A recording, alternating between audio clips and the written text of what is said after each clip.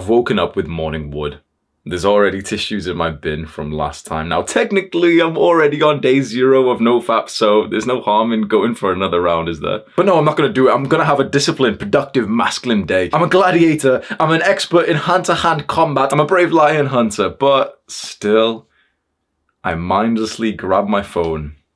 I see that there's notifications, Instagram notifications, and without even thinking about it, I click on them. And then I go onto the explore page and I start scrolling. I know what I'm looking for, but I don't want to admit it. Man's greatest weakness, gym girls.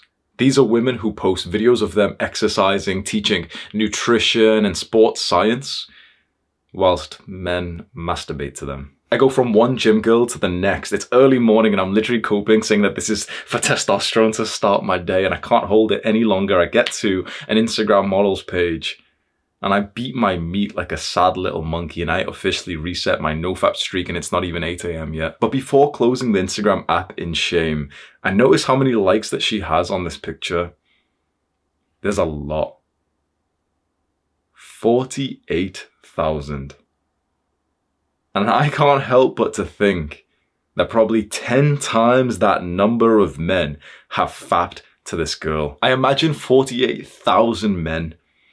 That's a small town of men. It's 3 or 4 villages of men. It's the capacity of the Roman Colosseum. But there's no lions. There's no gladiators. There's no weapons. There's just the Instagram model right in the middle of the stadium and 48,000 men spasming in their seats, including me. This was not the productive, masculine, disciplined start to my day that I imagined. This was not the hand-to-hand combat that I visualized. This is me and my 48,000 brothers being unable to control our desire, our lust, because we lacked willpower. The lesson from this story is that it is so easy to beat 99% of men. You just need to follow the 7 steps to increasing your willpower.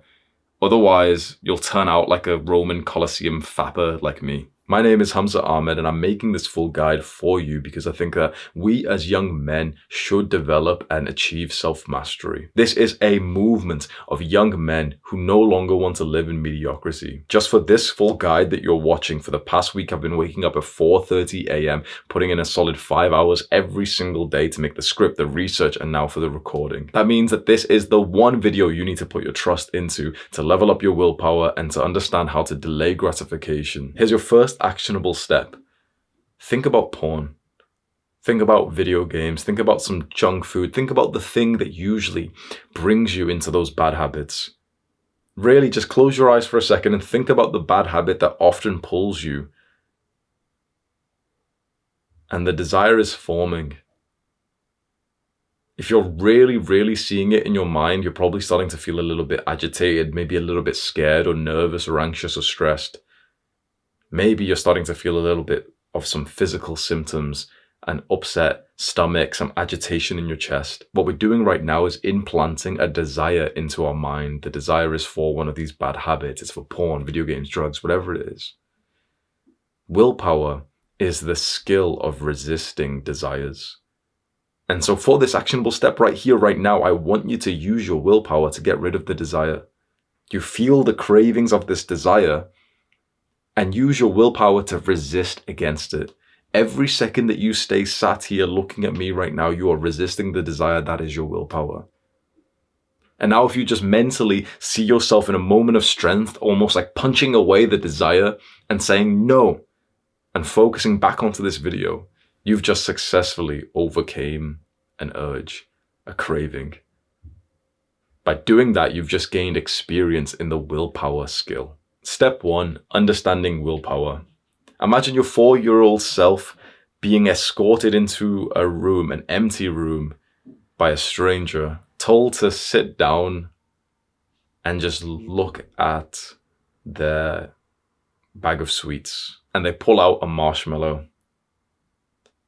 They tell you that you can have this marshmallow right now, or if you wait around 15 minutes, you can have 2 marshmallows. This is the marshmallow experiment and it's a wonderful test of willpower.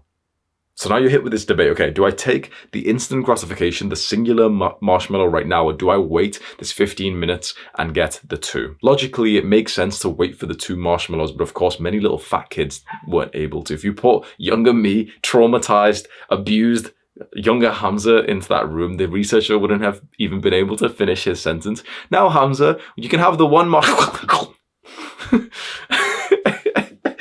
It seems like a simple, insignificant test, but the results were actually quite scary. The kids who weren't able to delay gratification, so the kids who just grabbed the first marshmallow and ate it, they weren't even able to wait 15 minutes. They statistically performed worse in so many different metrics. They had a higher BMI, so they were literally fatter.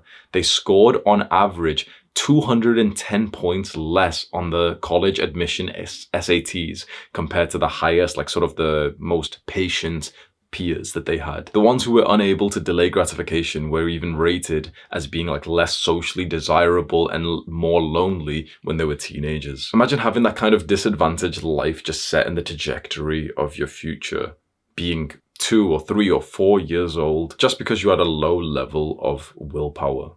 Willpower is the skill of resisting desires. Now, we desire all kinds of things. We desire the junk food, porn, video games. These are things that you already knew. But in the later part of this full guide, I'm also going to speak about higher level desires. I'm going to speak about the things that this materialistic modern world put onto us, which seem productive, but in fact are as destructive, if not even more destructive than these lower level ones. At this level, we're thinking about porn and video games, but at the higher level, it's more like working too hard, being too ambitious, making too much money, building too much muscle. For many shallow breathers, their like small brain won't be able to comprehend how that is a problem. I'm assuming you're someone who's a bit more intelligent, and I can open up your mind to consider that the path that has been laid out in front of you of this overachiever, great grades, great body might not actually be the one that leads you to the fulfillment that you desire. Along with that, in this full guide, I'm also going to walk you through the greatest realization I've had in my life so far. I don't exaggerate when I say that. I think that we might be able to save decades of our life with something I'm going to be teaching you at the later ends of this full guide. So we're understanding that willpower is super important. For now, I want you to think about your long-term goals. Chances are you want to be successful, wealthy, happy, loving. To achieve those long-term goals, really the most important skill out there is willpower. Because on the way to the dream life, there's going to be countless distractions, hundreds of thousands, maybe millions of little desires that pop up that take you away from the goal, the task, the trajectory of your dream life. You wanted to build a physique, and there's a million desires for sugar and for junk food and for skipping days off the gym. You want to have a loving relationship with a beautiful feminine woman, but there's a million desires to cheat on her. So there's something interesting that you can do. Think about a fairly smart guy you know, maybe a little bit nerdy. There's like one guy you might remember from school. And he was quite intelligent, he performed pretty well, and he's probably going to end up getting like a pretty good job, and he's going to have a pretty good life. And then, one late night, he has a random hookup with some girl he's just met. It's not really like him, if we're being honest, he doesn't get laid that often. But this one time, a girl that he messaged on a dating app actually agreed to meet him at nighttime, and they ended up having sex. And he didn't use protection. And he got her pregnant. This guy who actually had a wonderful life ahead of him, was going to be making above average income, going to be living in this great house and, achieve the sort of middle class dream that he wanted. Suddenly he has to pay $1,250 a month, every single month, for child support for a child that he's not even raising. If you think about that very realistically, his life is changed forever because of this one moment. Willpower would have saved him. And this isn't for this random high school student that you know. This is for every man, especially the top tier men, the athletes, the businessmen, the guys who are working super hard.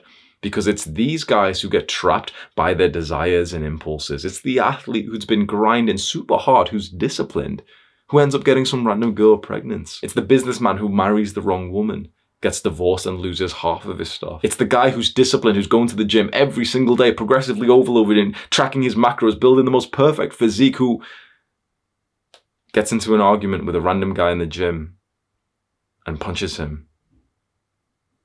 And now he's in jail for the next 6 to 12 months and his life is changed forever. It is willpower that will genuinely save you months or years or decades of your life. So this is a skill to take seriously. Think about how much potential has been robbed off the world because we were unable to control our desires. And now I want you to actually feel quite great about yourself because you are part of this enlightened group that's studying a concept like this. No matter how smart that kid was that we're thinking about in high school, he wasn't smart enough to be sat here literally with humility thinking, I'm going to learn about the skill of willpower because I know for a fact that there's going to be desires that arise and I want to have the skill of resisting them. This is some high level, some extremely powerful stuff you're doing here. You're learning such a powerful skill. You're spending your time sat here focused. Hopefully you've got the video in full screen because that'll help you focus even more compared to the friends that you know, the little Jeffrey shallow breathers who are literally, what are they doing right now? If you could almost see in a third like sort of person perspective, like a bird's eye view of the houses around your area, what are the people that you know doing right now? One guy's laying in bed, the other one's scrolling on his phone, and here you are actually watching a guide on willpower, so props to you. Step 2. Lust. It's summer of 2022 and I'm in Mexico at the edge of a lake which is right next to the hostel that I'm staying in. And there's a sign here. It's a red warning sign.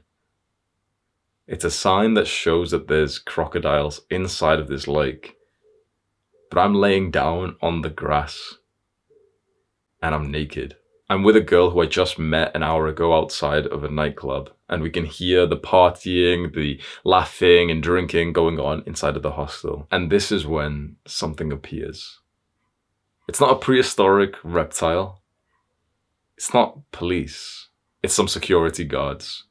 And they've caught me with my dick out, having sex in public. I'm shuffling my clothes on, getting stuck in my shirt, and she's like holding onto my arm.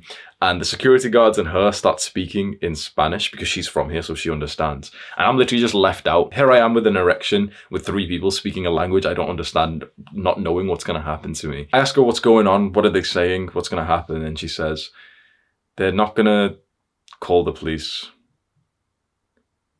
They're not going to file a complaint. But they want you to go to the reception where the ATM is. I know what's going to happen. I've heard of this before. I'm in Mexico. These motherfuckers are going to try and ask me for like a bribe. They're probably going to try and charge me like $1,000 or something crazy. I might run. My heart starts going fast. I might actually just fucking run away from here right now. Fight, flight, and freeze. I'm the worst one. I'm a freezer. Now I'm at the reception of this hostel and they're telling me to pay. They want me to pay $150. I'm an entrepreneur, so I calculate the return on investment in my mind. And I'm thinking, you know what? $150, not get sent to a Mexican prison. Like, this is actually quite a high ROI investment, honestly. This would make Warren Buffett proud. I might actually take this deal. So he points over to the ATM in the corner. I'm like, yeah, sure. I go in, put my card in, put my PIN in. Doesn't work. Put my card back in, put my PIN in right. Doesn't work. I'm about to put my card in again, but I'm thinking, wait, it's not worked twice. If I try and put it in again, it's, my card might actually get blocked by the bank or something. So I come back, now the ATM's not working. But yeah, remember, I've bought water from here, from this reception. I paid with like the card machine last time. I'll just pay with that again. And that's not what they wanted to hear. Because there was a card machine, like a normal credit card machine behind the reception, and I had literally paid for something before, like for a water bottle. But straight away, the guy behind the desk starts saying like, no, you can't, because it doesn't work till 6 a.m. It doesn't work today. It doesn't work till like 7 a.m. or 8 a.m. It needs to be cash. So I understand what's happening. They don't want me to pay on the card machine because then that money is going to get sent to like the company bank account. They want cash to split between the 2 security guards and this random guy behind the reception. So what can I do? I'll ask my sweet beloved, the girl that I've just been with. I turn over to her, explain the situation and say like, can you just pay for it with, cash, and then I'll bank transfer you. And she does not react how I thought she would. Because just 20 minutes ago, we were having sex in you know, the most intimate thing that you can do together. And she just bursts out aggressively, almost like getting into my face. No English, no English. I know instantly what's going on. It's like she's almost pretending to, you know, it was quite a embarrassing situation. So she's pretending to take a step back from it, not understanding what's going on either. She doesn't want to associate with me or something. She ends up storming off. The security guards let her off, but they're actually like keeping me here. And I actually don't know what to do. My heart is beating very fast. I'm feeling super stressed, not knowing what these 3 guys are going to do to me. And so I have an idea that's fairly pathetic. I say to them, oh, well, let's go into the hostel, like where the people are partying, because there was a few people there, like I partied with yesterday, and then I'll ask them to lend me the money. So here we are amongst all these people who are drinking, laughing, smoking, and I'm going one by one, asking them to lend me $150. No one has got the money for it. Everyone's like, yeah. I don't have enough, bro. Yeah. But soon there's almost like a small circle forming around me, the security guards, because I've told people the situation, and, they're thinking like, oh, don't leave him alone. That's fine. Like, oh, what are you going to do? You're finding him. Like, people are starting to defend me. And so I ask a few of them to come back with me, and we go to the reception, and it turns into this big scene. I can see the security guards are getting kind of annoyed. And so they let me go back into my room whilst they like fix the ATM. So I'm here in the little hostel, little single bed amongst other people who are like sleeping and everything. And I'm lying down and I want to sleep, but I'm actually terrified, thinking at any moment I'm going to feel like a tap on my shoulder. What if they're going to wake me up an hour from now saying, no, yeah, we want $300 because we've had to fix the ATM because of you. I'm at genuinely like a 10 out of 10 state of stress. I'm thinking, should I just run away? They've got my details there. I don't even know what to do. In the end, I decide to just run away. I pack all my stuff in a bag. I end up just kind of like watching out for the CCTV and just like fast walk out. I didn't even have the courage to run for some reason, so I just like fast walk out of the hostel. Never checked out, never gave them the little key card. Just kind of fast walked. As soon as they noticed me, that's when I started to like jog away. They didn't even chase me. But as I'm jogging, I realized that this whole thing started because of my inability to control lust. I had literally just met a girl for minutes and then had sex with her like less than an hour later. And then she betrayed me, she backstabbed me, and I don't blame her for it because, she barely knew me. But she barely knew me. She was the kind of person who would betray me and backstab me. And here I was, like, sharing my soul with her. It honestly made me realize casual sex is worse, far worse than porn. With porn, it's just you there by yourself. You're not hurting anyone, but it's still obviously a really bad habit to get into. But it's just you. With casual sex, there's a whole other person involved. In this situation, it wasn't just one other person involved. It was 2 security guards, the guy behind the desk, all the other hostel, like, the people who were partying, and then also the girl. There was all these people, and yet I'm still alone. It was honestly one of the most like stressful days and somewhat lonely days of my life. I want you to think of just how bad the problem of controlling our lust really is. Because there's entrepreneurs out there whose entire job, whose entire companies are just revolving around monetizing your lust. You feel this somewhat natural desire and they make money from it. And since they make money from your lust, well, they want to make sure that you're feeling lustful all the time, way more than you actually should. So then we have all these porn companies, OnlyFans, that even the guys who are like sort of running the OnlyFans agencies and all this pathetic, like degenerate stuff that's going on.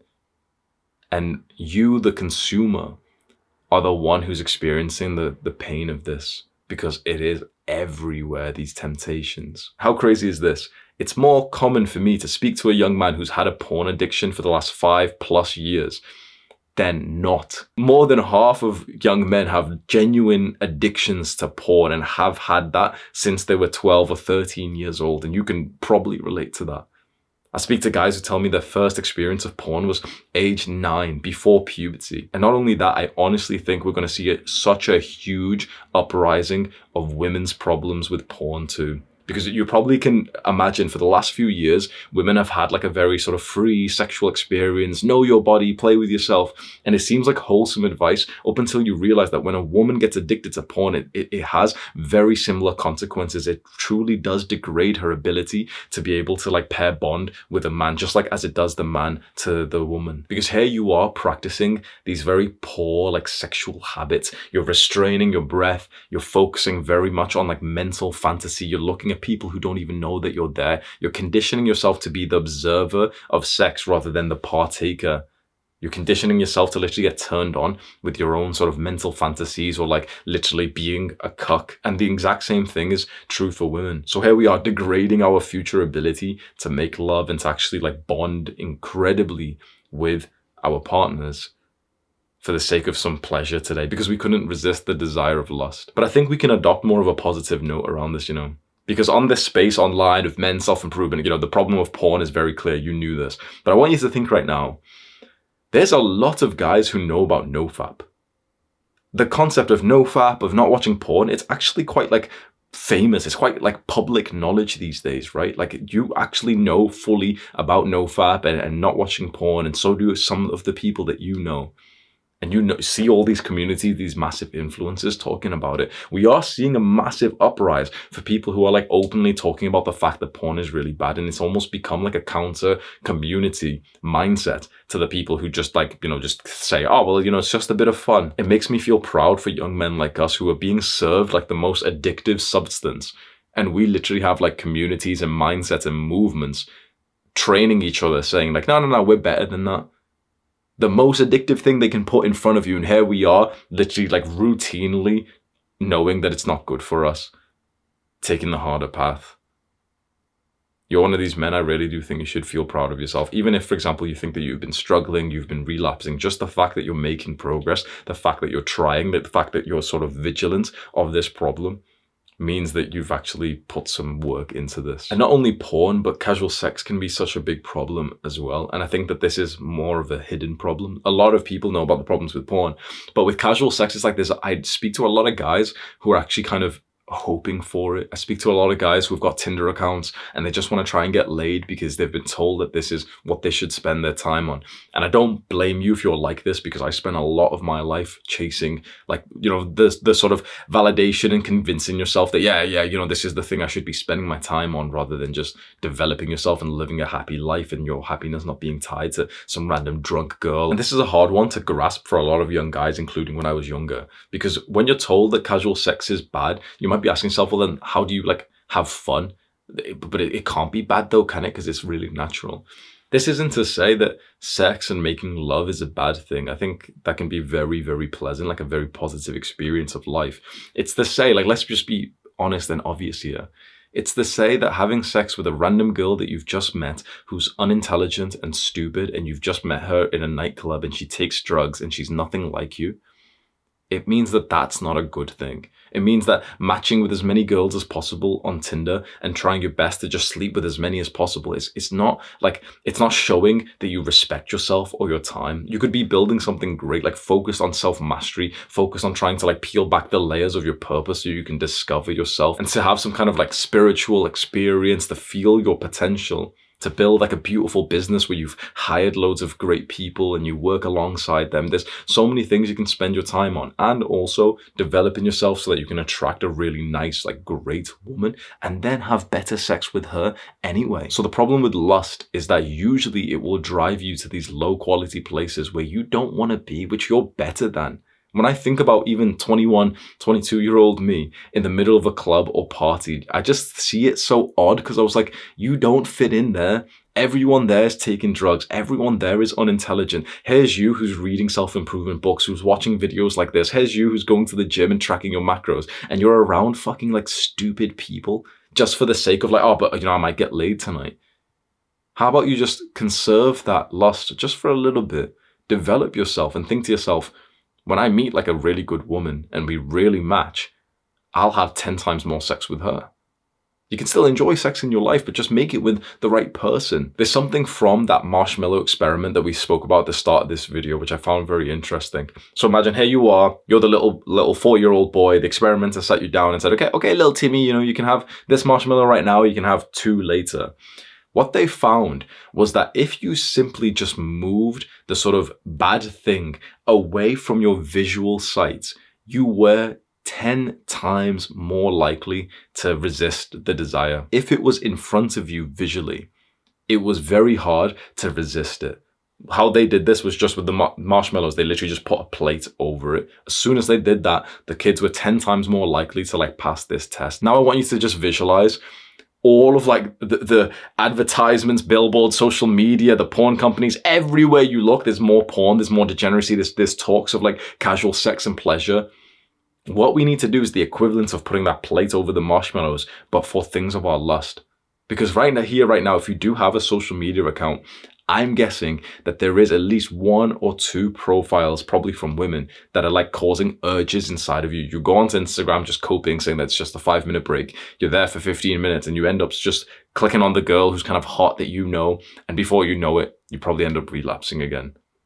Or maybe it's on YouTube. Maybe you go onto YouTube, you go onto one of these degenerate podcasts where one of the girls there has got cleavage or something, and here you are just starting to fantasize, and boom, you've relapsed again. What we need to do is cleanse our space so that we don't see these degenerate, these provocative things.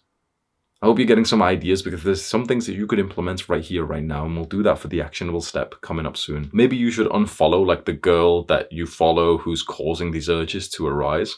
Whether there's any kind of social consequences or not. Oh, but she's a girl from my school and she follows me back, so it looks kind of cool that I've got a hot girl who follows me. If you're constantly just being led by your lust and relapsing because of this, it's worth it for you to just unfollow her. Maybe it's the degenerate music that's on your Spotify and you listen to all these rappers. I've realized so much recently how bad music is and how easy it is for you to get a quick little boost to your self-improvement, your self-esteem, your self-image by not listening to degenerate music where you're plugging it in of this rapper or singer who's talking about how great he is and how many bitches he fucks and how much money he makes. And here's you, little chump, listening to his brainwashing of him talking about how great he is, and you're tuning into that.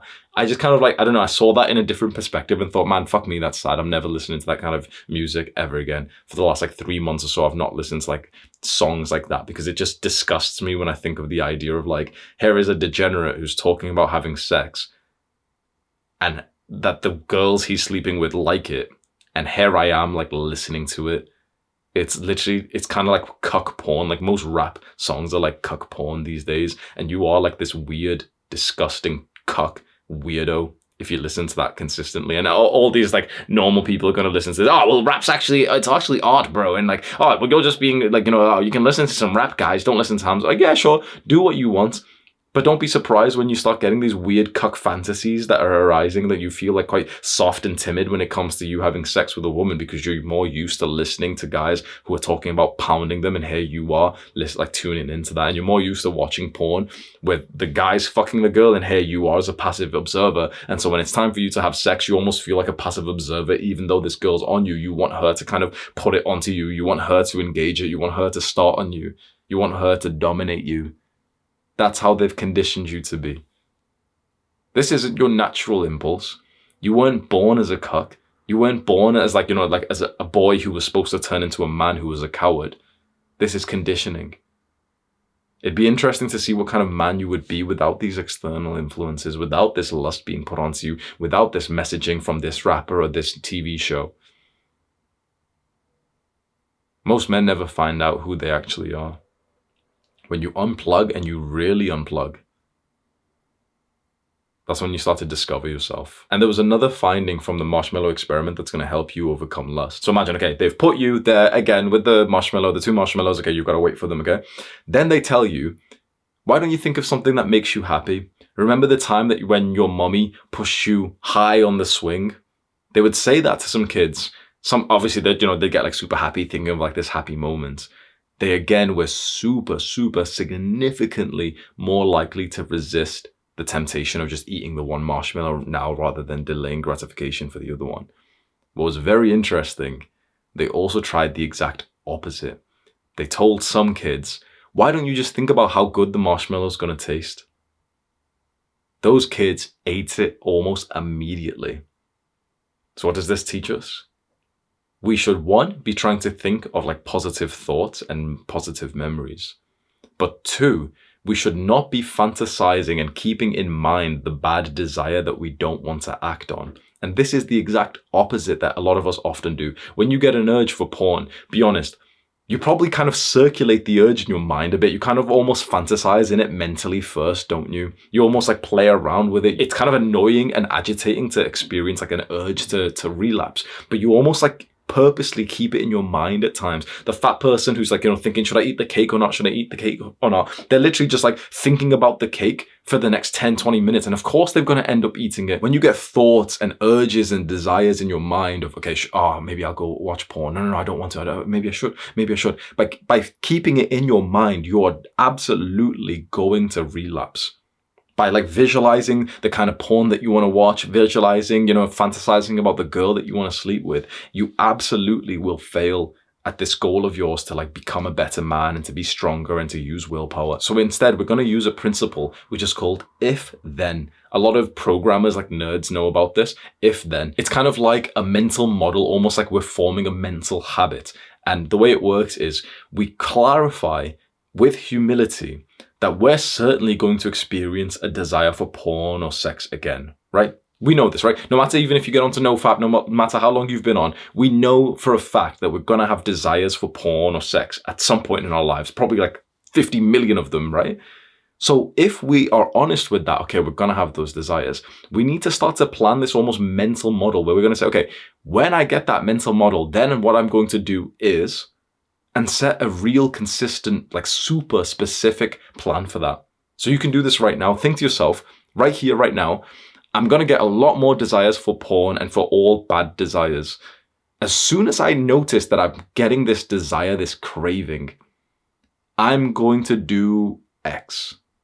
Now, a lot of people I've noticed will say like, oh yeah, do some push-ups, do some exercise. You possibly could do that. I'm not sure if that would be effective. The people I've spoke to, the young guys who say like, oh yeah, just do some push-ups, they always end up relapsing because I'm not sure if trying to counter like a sort of a mental craving with something real world, which, it's almost a bit impractical, which sounds silly, but it's almost a bit impractical to like get down and do push-ups a lot of the time. I think it's better to almost make your like action, your response action, more of like a way of thinking. So mine, for example, is when I have a desire that I don't want to fulfill, I will instead immediately go and think about some kind of happy, pleasant, funny memory. Because when we have these positive emotions inside of us, we're far more likely to delay gratification just because we don't really need much external things anymore. When you feel happy, you don't need to eat as much sugar because you already kind of feel happy. So you can just take my one. When you feel a desire for something that you don't want to feel, immediately go and think about some kind of like funny memory that just makes you kind of smile or laugh. And you'll find that your desire for that thing will usually go down. Because if we're being honest,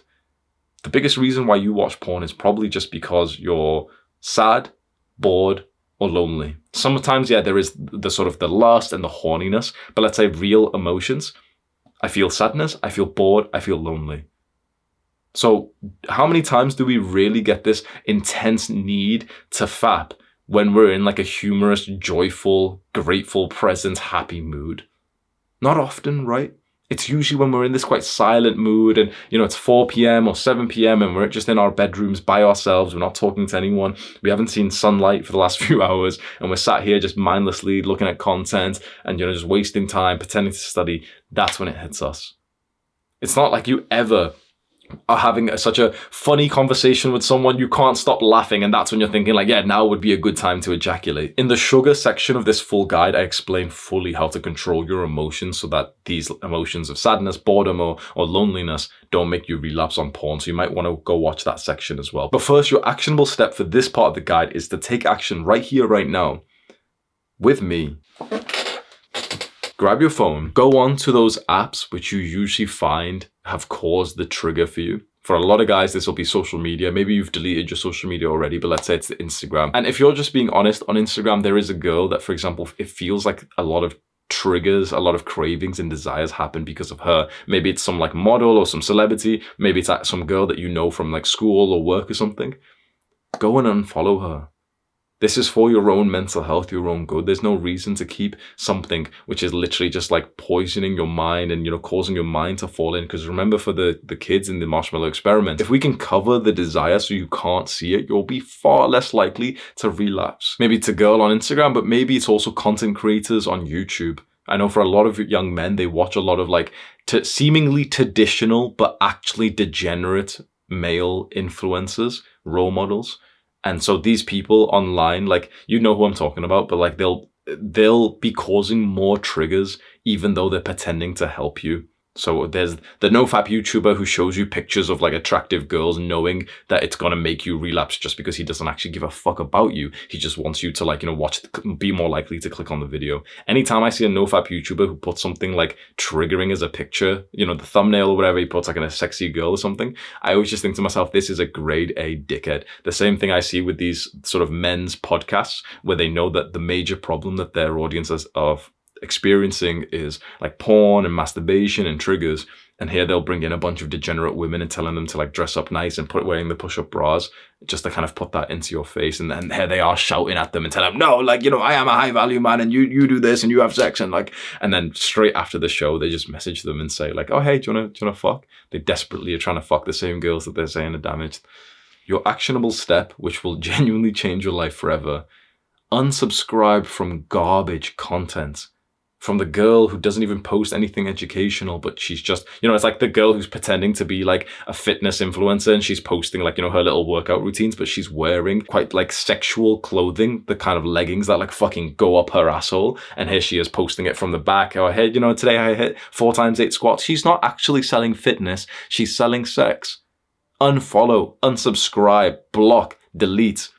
This includes seemingly like educational YouTubers who aren't actually posting like valuable content, and instead they're just posting triggering content. It's the Red Pill podcast. It's the Instagram pages you post that, they've got pictures of girls in them, whatever it is. If there's things that trigger you, just get rid of it. You don't need to see this stuff in your day-to-day life. If you respect yourself, you'll go and do that right now.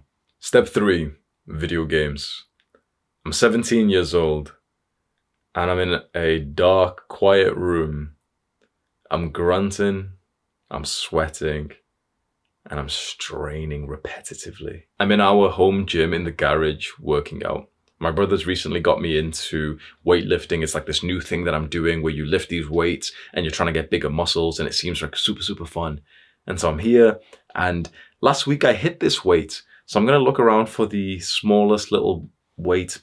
Here we go, and I'll add that in. And instantly it clicks into my mind that this is the way I progressed on RuneScape, on the video game that I've been addicted to for like 10 years. That the desire to make progress has always been inside me, but it's just been brainwashed, manipulated, and stolen by games, so that I grew up leveling up in video games instead of the real world. So I put the extra weight plate onto the dumbbell, put it onto the other one, and I'm doing bicep curls and literally just thinking, where I could have been in life if I started this mindset earlier of leveling up in the real world instead of in the virtual world. Now, there's something super interesting in that same study, the marshmallow experiment. They found that if they complimented or criticized the children for their performance on their work or school, it changed how much they were able to resist the marshmallow. So right here, right now, what do you think would happen if we complimented you, like 4-year-old you, on his little schoolwork whilst you were trying to do the marshmallow experiment? You've got this one marshmallow, but if you wait 15 minutes, you can have these 2.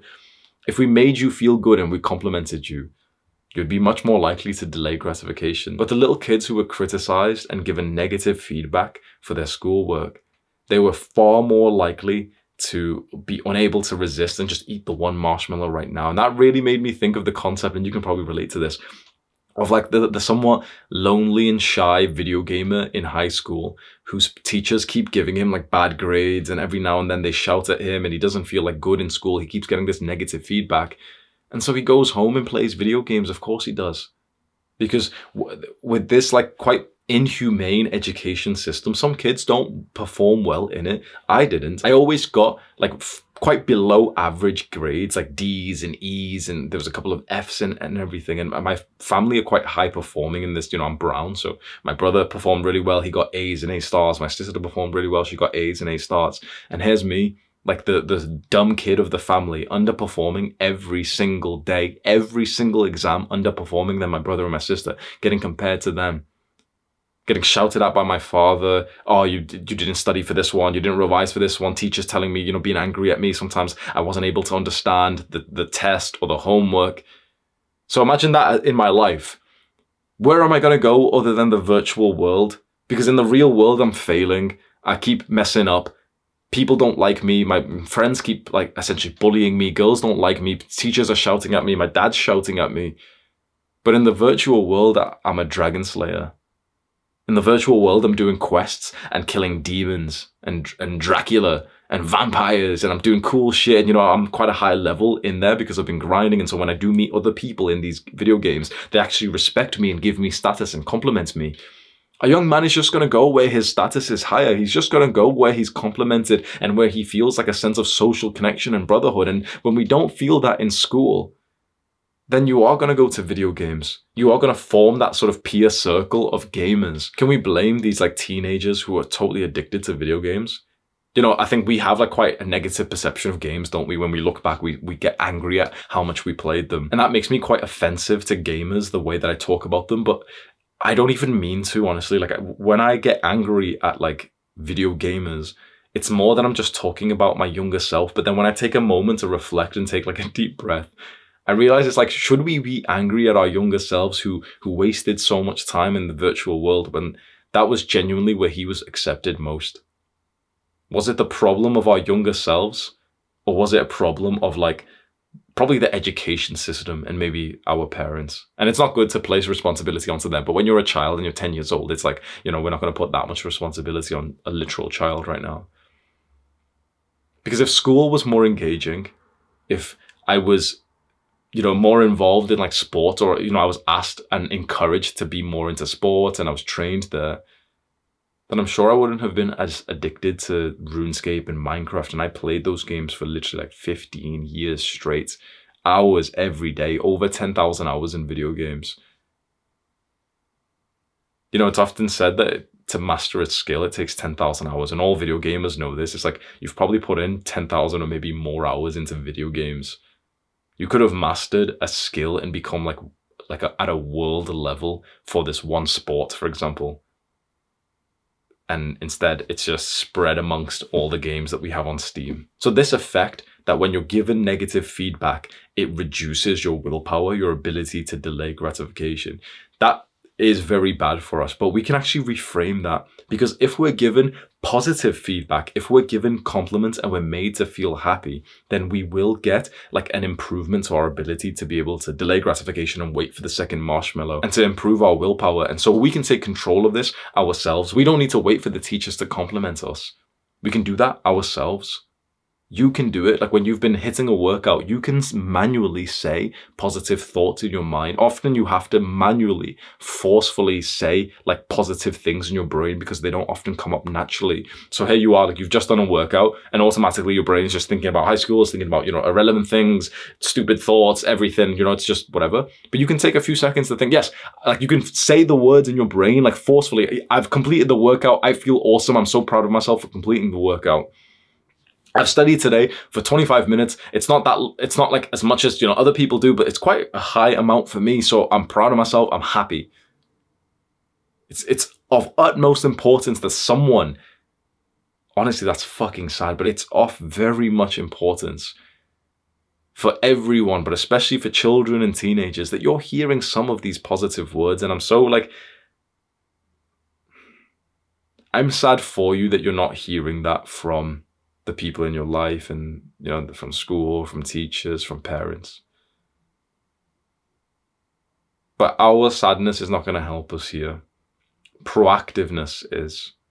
If other people aren't implanting these positive, happy, joyful words into your mind, then it's your duty to do it yourself. If you are trying to quit video games, the single greatest piece of advice that I can give you is not just to quit video games, but rather to replace them with a hobby or skill that has a very similar feeling of progression, status, brotherhood, leveling up. And weightlifting is absolutely perfect for this. You go from grinding and leveling up inside of the virtual world and, getting some level of status for like the high score that you're hitting and the boss that you've just killed, to getting into the gym and grinding and leveling up like the weight of the big movements, the bench press and the squat and the deadlift, and you get some level of status there. You get some brotherhood when you work out with guys. Understand this.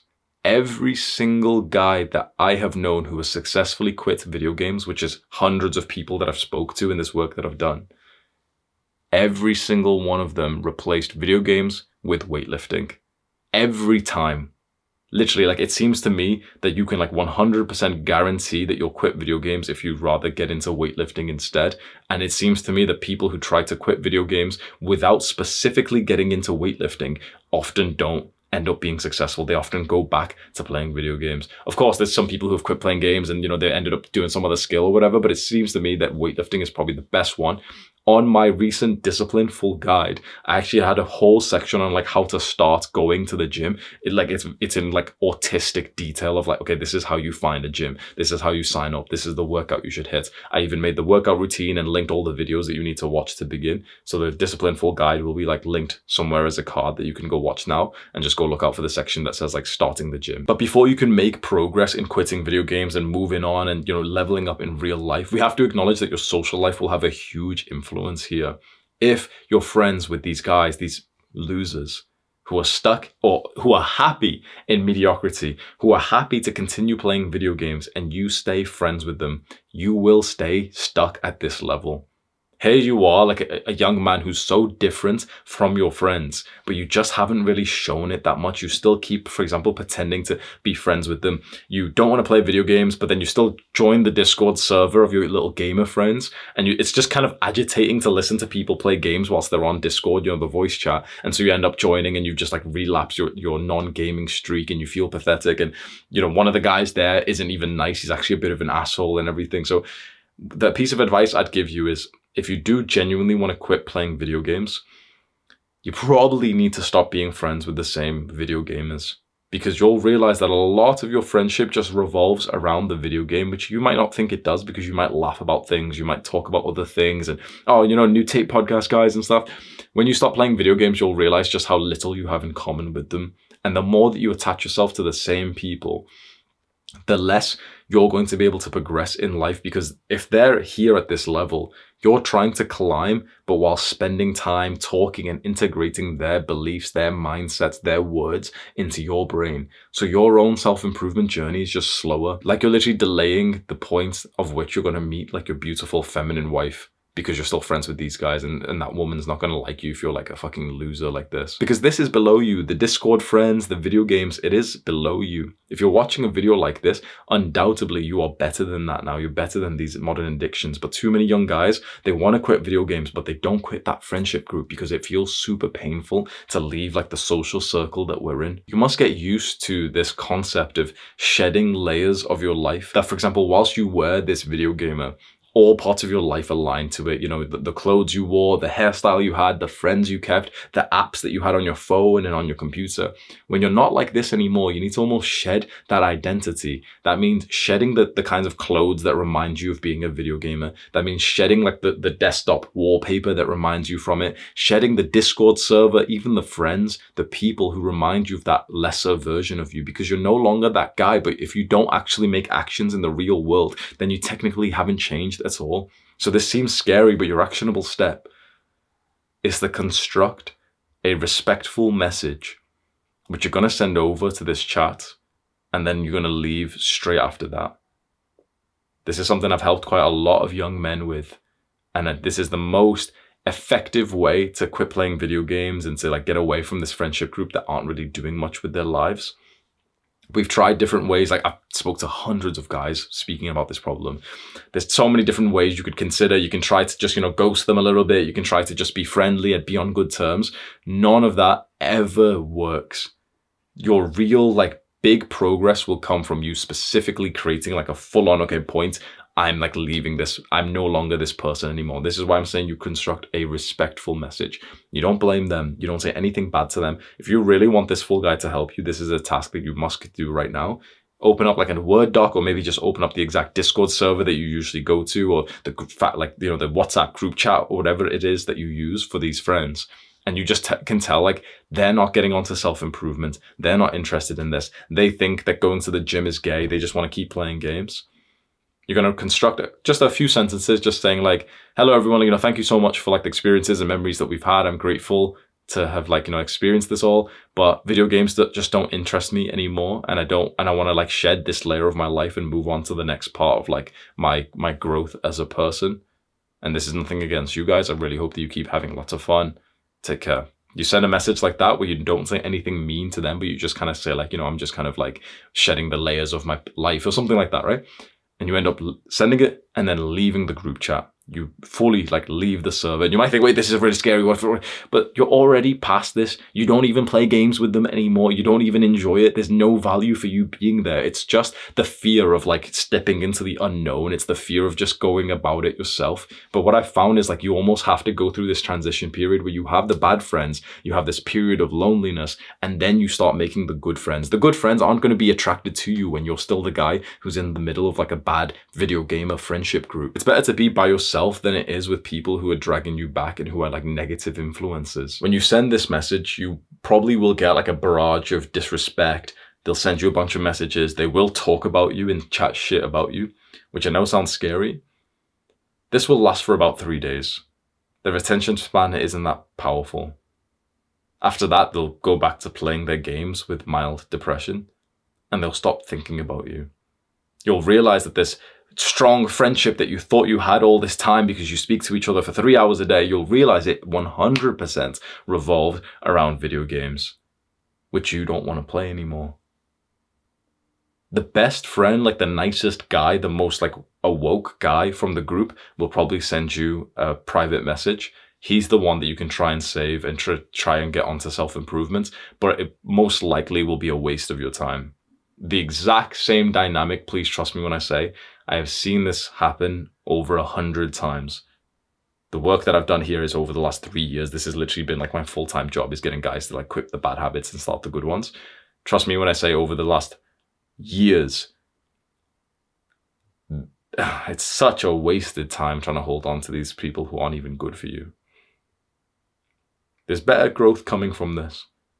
And it's not terrible to be alone for some time when you're trying to figure things out and learn who you are and you're navigating self-improvement even more. There's 2 paths that you can take here. If you do want to join my online community, I have a paid school called Adonis School where we've got like the whole community. Then we've got teachers. We teach you self-improvement tactics. We teach you like business models. I think it's an awesome place to be, and you can like consider joining that. That's the top link in the description. But you can also just join communities and make friends without needing to pay for anything. You can go to the gym and make a workout friend there, like make like a workout partner. And you can even go and find free communities online. It's far better for you to be in the middle of other guys who are on self-improvement, who are going to the gym, who've got values just like you do, than it is to be around people who like you don't even respect anymore. Step 4, sugar. I'm in the car with my girlfriend and we're in the Scotland Highlands, right at the top of the UK. We're here on a road trip. We've been driving around, having a great time, sleeping in the car, going from cafe to cafe, enjoying all these like treats and coffees. And we're sat here right now. I've got a cookie, I've got a cake, and we've got coffee next to us. But it doesn't feel quite right. On our last trip here, we were so loving and we stumbled upon these beautiful family-run cafes where we enjoyed some of the treats that were made by the authentic 60-year-old grandmas. This time I was autistically mapping out our itinerary to make sure we could hit all these cafes again. And it was like I became a sugar fiend, like a crackhead. And we're sat here when I've got 100 grams of sugar between my legs, the cookie and the cake, and like the cake that we've traveled 300 miles for. And she actually says it to me. I don't think you're as loving as you were last time we were here. And that hits me because, I've been reading The Way of the Superior Man and I've been leveling up my skill of relationships, of love. And here's my own woman telling me that not only have I been less loving on this trip, but rather she has seen this weird addictive side to me where I've been so obsessed of making sure that we hit every cafe that I had plotted out on Google Maps. And it hits me, we are hundreds of miles away from home. The reason why I was super keen for this trip wasn't to spend loving time with her. It was for sugar. I realize even here, right now, today, that sugar has a huge hook on me. A hook to the level that it will make me travel the entire country, hundreds of miles, to just go get some cake. And you know this yourself, whether it's with sugar or other kinds of junk food. The food that we have in this modern day is so addictive, low quality, lacking in nutrition. And here we are just eating it as if it's completely normal. And if you don't have a problem with the things that you eat, then maybe it's someone that you know, or there's a lot of people you know which have literally got health problems. Inside of them, there's genuine cancer and diabetes forming right now. And yet we're still having 100 grams of sugar every single day without realizing. If you can relate to this, I just want to twist the knife on your pain a little bit. Are we really men of character and strength if there's substances that we're consuming every day that actually have such a hook on us? From what you know about me, you probably think that I'm quite a disciplined, regimented guy who likes being on his routine and working hard and everything. But here I was on this trip, genuinely having drove 10 hours straight to go to a particular cafe because I just wanted the cake from there. That kind of sounds like a cute bonding moment with your girl, but genuinely I'm telling you, it was not for love. It was for sugar. So I have the humility to admit that sugar is very addictive for me, even though I don't have that much in my day-to-day diet. And so this is exactly what you do to overcome the pull that sugar and junk food has on you. In that same marshmallow experiment, they found that when they cued the children to feel negative and to feel unhappy, they were far less likely to delay gratification. So if you're sad, you'll have less willpower. If you're happy, you have more willpower. And you can almost imagine the middle-aged women who struggle with their diets. And you always hear of this, of guilty, upset, depressive eating. When someone is sad, they always are more likely to cheat on their diet. And the same thing for us with not just diets, but let's say porn and video games. I think that when we've done these bad habits, our emotions have played a huge part in that. We often will eat the sugar or we'll watch the porn, not when we're hungry or when we're feeling horny, but rather when we're just bored, sad, and lonely. What's super interesting is that when those researchers cued these children to feel sad or to feel happy, to see what the effective emotion was on their ability to delay gratification, guess how they did it? It was as simple as just telling the children to remember a specific type of memory. So when they wanted to see the effect of being sad on your ability to have willpower, they literally just said to the children, a standardized sentence that they said to each of them, think of something sad, like when you're crying but there's no one there to help you. That was the one cue that they gave that literally put the children in a sad mood. I keep saying this in every video that I record. You can control which emotions that you feel. You do it by manually putting a thought inside of your mind, manually thinking of a memory that makes you feel sad, manually thinking of something that makes you feel anxious. Now, most of the time, these emotions and thoughts and memories come about automatically in our brain, don't they? It's you're just going through life, you're just you're doing whatever you're supposed to be doing, and suddenly there's a thought of anxiousness, suddenly there's a thought of sadness. That happens, but we need to be manually implanting positive thoughts, recalling happy memories, manually, forcefully into our brain. Because when they did that and the researchers asked the children, think of something that makes you happy, like when your mommy pushes you really high on the swing, the little swing thing in a children's playground. This was their standardized sentence, and it literally worked to make the children happy, which then meant that they delayed gratification more. So why don't we just start doing this just through the day? Just recall things that make you happy more. Quite frankly, there's a lot of weak and hateful people in this modern world. Usually the weaker people are more hateful. And so when they see you being quite happy and when they see us discussing something like this, they'll for some reason think that this is evil. You can imagine the kind of person I'm thinking about. There's people who, if they found out that we were manually implanting positive thoughts and memories in our brain, they would say that this is a bad practice. They would almost they're there in depression, wanting you to feel depressed. But we've experienced what it's like to feel depressed, and it's fucking awful. So why would we stay like that? It sounds so inconsiderate, insensitive. But really the cure to your emotional problems is just think of something pleasant. It's pretty much as simple as that. Just think of something pleasant right here, right now, as like a mini actionable step. Think of a happy memory that you've got, one that you couldn't stop laughing. Like, when was the time where you can remember where you like fully laughed a lot? Play that memory into your mind. You can't help but to feel more pleasant when that happens. And when you have that pleasant feeling, you're going to wait out for the second marshmallow. Now, what do you think would happen when they kept on reminding the kids who were trying to delay gratification of what the reward would be if they waited?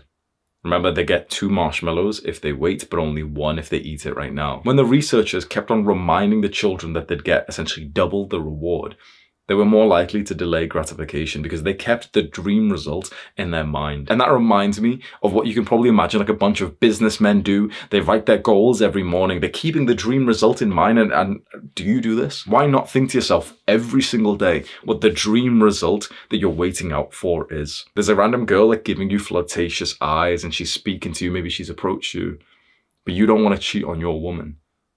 Why don't you just think of like the dream result with your woman? The happy long-term relationship, the children, the beautiful, loving, safe household. Because when a man is tempted, if that's the things that he's thinking of, but then he's not going to cheat. But on the other side, the man who gets tempted and he thinks about the pleasure that he could go and gain right now, and he almost tries purposely not to think about his family, he's the one who breaks his commitments. Remind yourself of what the dream result you want is. This works super, super well for this step right here with sugar, with your diet, with your physique. Put a picture of your dream physique on your phone lock screen. Go take like the best picture you've taken so far in the gym and put it as your phone lock screen. And if you get tempted by sugar and by diet, just look at that picture. Look at that picture and feel proud of yourself and think to yourself like, this is what I'm working so hard for. I like looking good. I like feeling strong. I've built this myself. And so when you get tempted and you look at a picture like that, you remind yourself, this is what you're doing it for. There's 2 books that I read for this full guide. One is The Marshmallow Test by Walter Mischel, and this is the one, talking about the marshmallows and the children. But the other book I read, which is super interesting, is called Discipline is Destiny by Ryan Holiday. I read that book for the Discipline full guide that's on my channel, but a lot of it was about willpower, resisting desires. And there was a quote which I want to read you out, and as I read it to you, maybe just visualize what I'm saying. Remember to conduct yourself in life as if at a banquet. As something being passed around comes to you, reach your hand and take a moderate helping. Does it pass by you? Don't stop it. It hasn't come yet. Don't burn in desire for it, but wait until it arrives in front of you. Act this way with children, a spouse, towards position, with wealth. One day it will make you worthy of a banquet with the gods. If you imagine yourself in that situation, you're in this restaurant and they're bringing delicious food over. Most people will have such intense desires or like this uncontrollable urge to feast right now. They can smell the nice tasty like trans fats coming into the air and they'll really want a lot. You can imagine a fat relative of yours who would take like big servings, stick it onto his plate, and some of your other fat relatives will almost compliment him on that and say like, wow, you're eating so much. But imagine yourself this stoic, unperturbed by the addictions of food, still enjoying it, but within moderation, of mastering the desire inside of you for this addictive food. And it's very hard to have the thing that you might be addicted to, the sugar, the junk food, right in front of you, but to be able to act with character at the same time. That's why I'm inviting you to do a practice, which is what I call willpower training. I did this for a year straight, every single day, and it changed my life. It will change yours, and it's super simple. Go out to a store as soon as you can and go and buy your all-time favorite treat. Maybe it's a chocolate bar, maybe it's crisp, maybe whatever it is. Like the thing that is unhealthy, but you've always like really, really liked. For me, it's like chocolate bars, and there's one in specific called Kinder Hippos, like absolutely delicious chocolate bar. And there's also Lindor chocolate. Like people in the UK will know what I'm talking about. Okay, you go out and you go buy one of those, like one chocolate bar, right? Put it on your desk. Put it in front of you. Stare at it like a psychopath. Feel the emotions that arises, the copes that start in your brain thinking like, yeah, this is kind of weird. I may as well just eat it. Otherwise, it'll be wasted. Like, because someone else might eat it. So yeah, I may as well just eat it now because Hamza was being weird with that thing. Stare at it and just analyze the thought and feelings that happen. Get a journal out and ask yourself, why does this have power over me? I know that it's not good. Why do I feel an urge to indulge in it right now? This will drain your willpower, but this is how you level willpower up. It's when you use your willpower like a muscle and then it gets strengthened overnight. You do this as like a specific practice. You just go and get the all-time favorite snack, put it in front of you.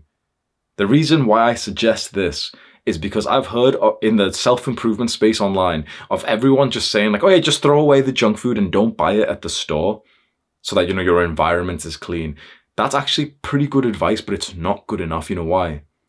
I want you to imagine like there's some fat woman who's got problems with dieting and she's got a bunch of snacks in her kitchen and she hears this self-improvement, so this lame ass like average advice of like, yeah, just throw it away and just don't buy it at the store anymore. This is what most people do. This is probably what you've thought is the right answer. It's not, because what's going to happen to her?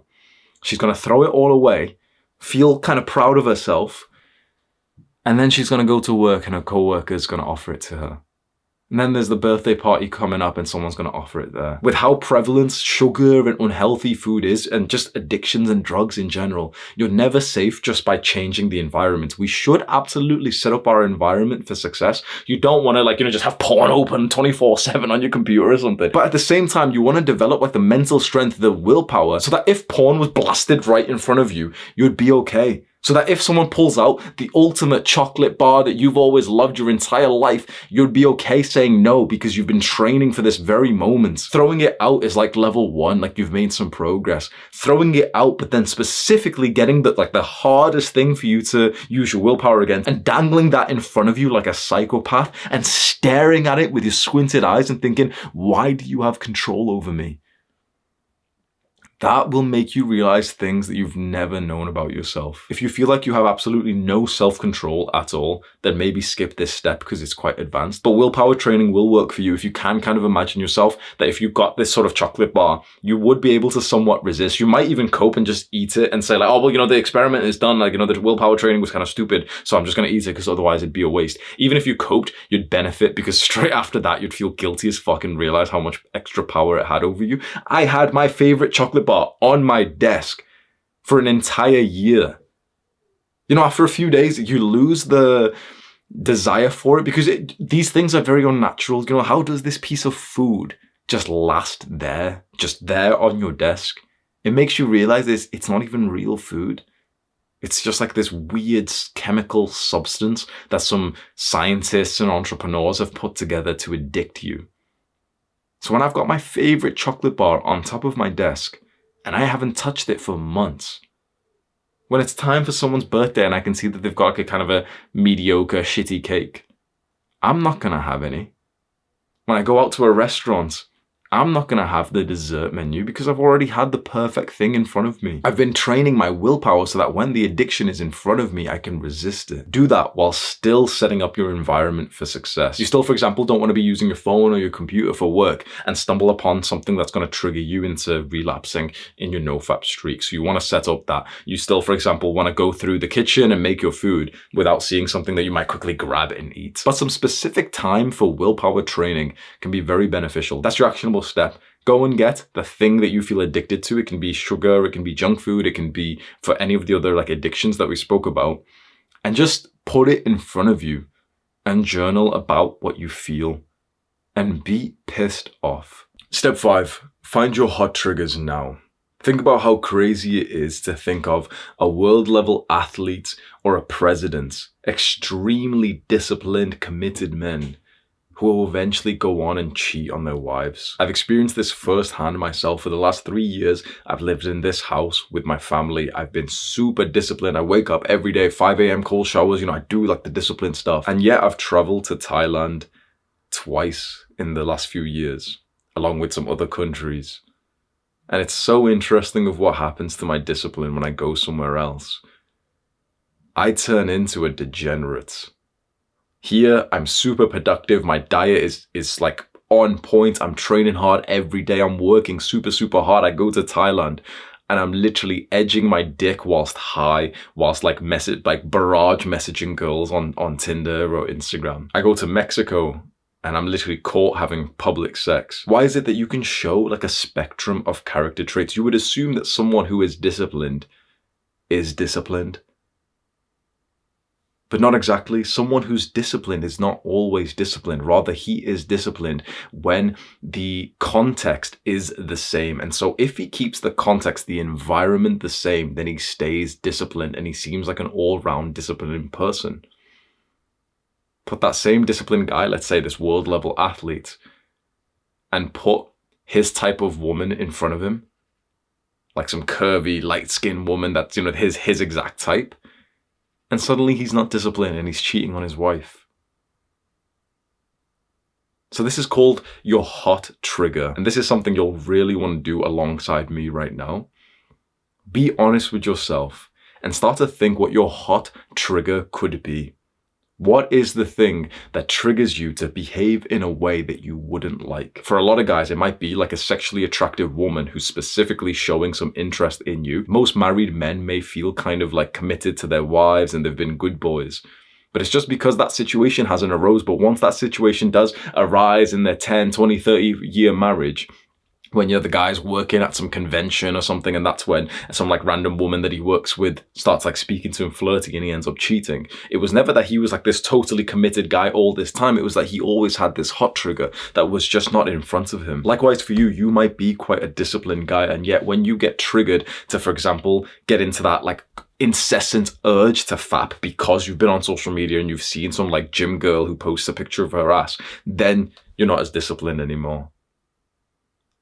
What is the equivalent of going to Thailand for you? For me, my hot triggers, and I'm just going to be totally honest and vulgar. If I smoke weed, I turn into a degenerate. I get horny as fuck, and I'm literally like, I get obsessed with having sex.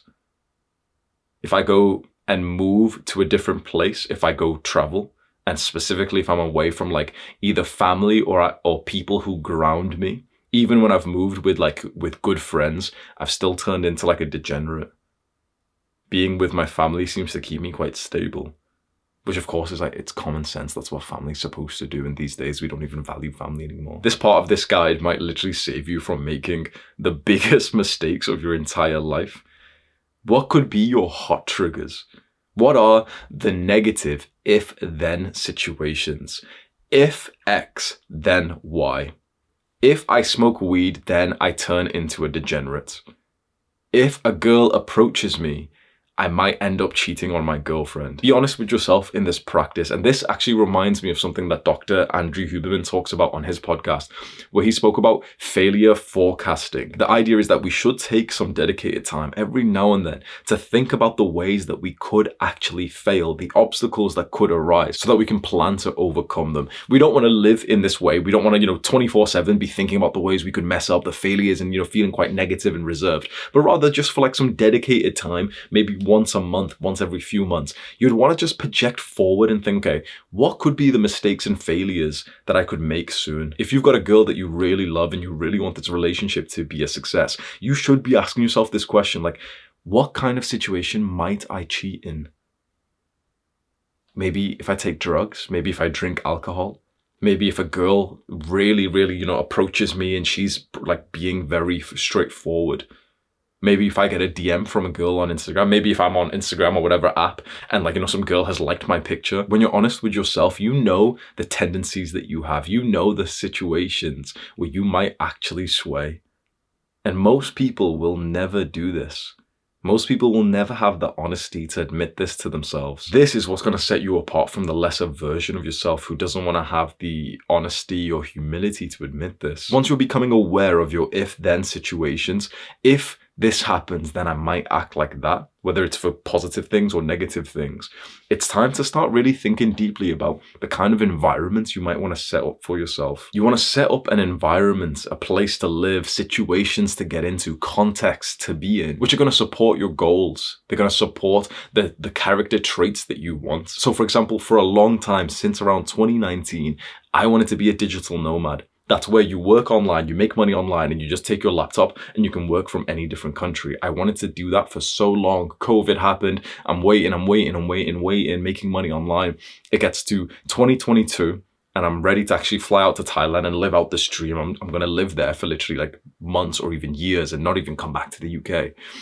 And after literally just a few days, it was so clear that like that wasn't the place to be. But there was this huge goal that I had been working on to be there for so long that, I stayed there for a little bit longer. Then we're 1 month in and I'm really turning into a degenerate. I'm smoking a lot of weed. This was like a solid, year and whatever ago. And it was so strange to be in this situation because just a month before that, when I was at home, I was waking up at 4 a.m. going to the gym. And so I started to doubt myself thinking, wait, am I still a Jeffrey? Am I still like, I must still not be disciplined at all. It was so strange to literally see myself like beginning to like fucking not fap, but like edge and cope and say that it was for a testosterone boost. That was my morning routine. I used to wake up and literally look at girls on Instagram and say that it was for like a testosterone boost. And then me and my friend would drive to the gym whilst listening to like fucking porn audio saying that it was a testosterone boost. And it's not, like, don't fucking do that because it's a stupid idea and it literally ruins your workouts. But like, just, I think about that and I'm like, what the fuck was I doing that? Like, doesn't even sound like me at all. But when your environment changes so much, then you can't expect your behavior not to. So what happened around that time? My channel literally started to die off. Like it was the first month of my channel's history that it actually went down because I was so distracted because, my brain was just going elsewhere.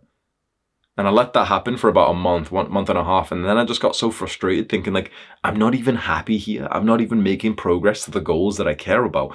I'm wasting my time.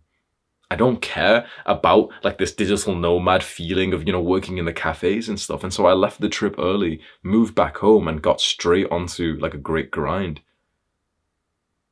Luckily, the day before I left, I ended up meeting my girlfriend there in Thailand. So that was like at least a happy moment with that. But then we went to Thailand together just in January of this year. And I went again, not really for the digital nomad lifestyle, but more for this, why did I even go? I went with this like goal of becoming like a martial artist and I'm going to go train there, Muay Thai and everything. And I realized that wasn't actually for me, that I was pretty much just pursuing this goal of becoming a fighter just because it would look cool online and that I didn't actually give a fuck about that. Like, it's kind of nice to train, sure. So we went together and I literally just wasted another 2 months of my life. It's been 6 months of my entire life has been wasted because I was following like a goal that randomly popped into my mind, which, seemed kind of cool. Like, yeah, go to Thailand, go to like a different country and stuff. And, for me, it's like, okay, go to Thailand, go to like one of these countries. For you, it might be something like pursuing a certain sport, which isn't even right for you. It might be like being friends with this friendship group that are always going out and taking drugs, or this friendship group that are always playing video games. It's about the situations that you get yourself in. You can see that mine, it seemed kind of productive, and so yours might too. You might feel like it's productive to go and pursue this kind of situation or environments, but it's only when you get there you realize you don't actually like the kind of person you are when you're there. So 6 months of my entire life, which is a lot, that's about 5% of my life, wasted. Not wasted in the learning sense, I learned things about myself, but wasted in like the goal sense of, getting closer to the things that I want out of life. 6 months of my entire life wasted because I was putting myself into an environment where I didn't do best. Because I didn't have the realization that you might be getting now, that there's an environment that is right for you. Now, for me, it's here in my family's home. So the environment that's right for you might not sound as cool as going somewhere else across the world and moving to Dubai.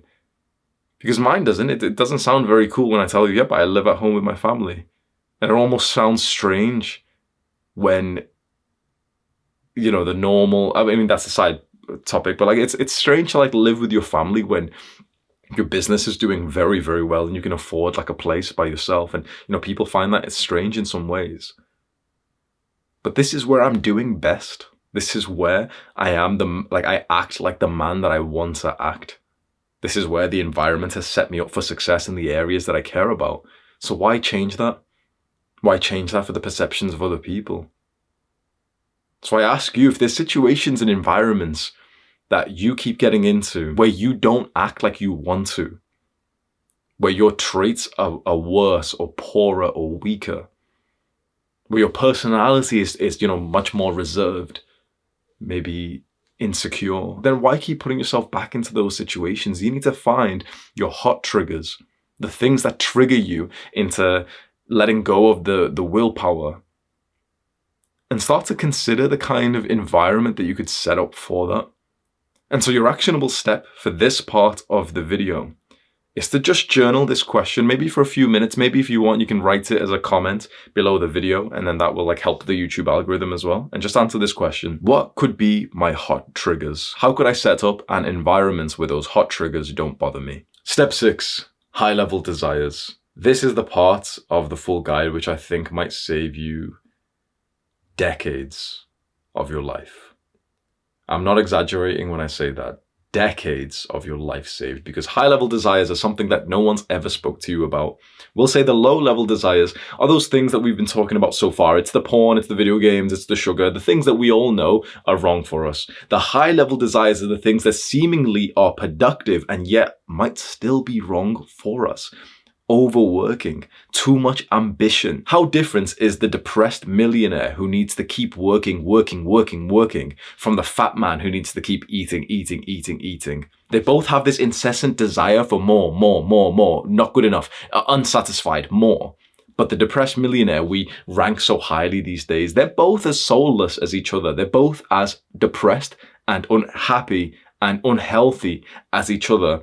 But the millionaire we will regard with so much social status these days, the millionaire doesn't want to be alive. Only with everyone's attention to his ego does he feel anything. This is why these guys you see a lot as influencers. More attention, more money. Validation, please. You might think that I'm going crazy at what I'm getting at here. I'm saying that working too hard, making money, being ambitious, setting goals might actually be a desire that's bad for you. Just open up your mind to this realization that I've had, okay? If you knew that the next level of your business success, let's say, it's 10 years from now, you're happily married and everything, and you knew that the next level of your business success, you pursuing it was going to be, super hard work, that you would literally ruin your family, that you would literally get divorced from pursuing the next level because of how much harder you needed to work, and you started to almost resent and push away your family, and they felt so withdrawn from you.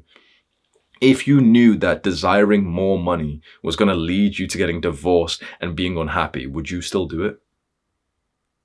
How about for athletes? If you knew that desiring to win that upcoming season was literally going to get you divorced and, for your child to develop this weird conditional love feeling where now they've got slight trauma for the rest of their lives and they don't even like you and your woman wants to leave you. If you knew that those things were going to happen because of chasing the next level of success, too much success, would you still chase it? I don't blame you for not wanting to listen to this part of this video. Almost it seems a bit crazy at what I'm saying because everyone online, every influencer that you see these days who's going viral is so materialistic. So everyone just wants more money, more success, more this is what we're covering our soul on top of. Here we are all broken inside, but more money. Okay, we can go get the car and the watch and the fancy the subscribers, the likes and everything. This is all what we're thinking about. But again, this is a low level of ambition. You know why?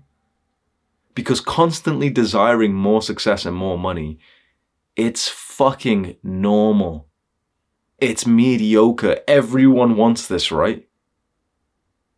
By watching a full guide like this, where you're studying willpower as a topic, you're not normal. You're not average. And yet, average, mediocre people, including those who seemingly seem very successful, rich, influencers and everything, they're all here. They just want more success. They're trapped in the matrix. They're trapped in the matrix that they tell you that they're going to free you from, and then they tell you to make more money to free yourself from the matrix, as if making money wasn't part of the matrix. Once you take a step out of this circle, obviously I'm speaking very openly now of the kind of influencers who are in the men's space. But once you take a step out and you detach away from technology, I can't help but look at every male influencer these days and think of how pathetic it is that they're all at level 1. They're all just chasing toys, fancy cars and nice handshakes from each other, taking pictures in shirts and thinking, yep, this is the life, this is it, haha.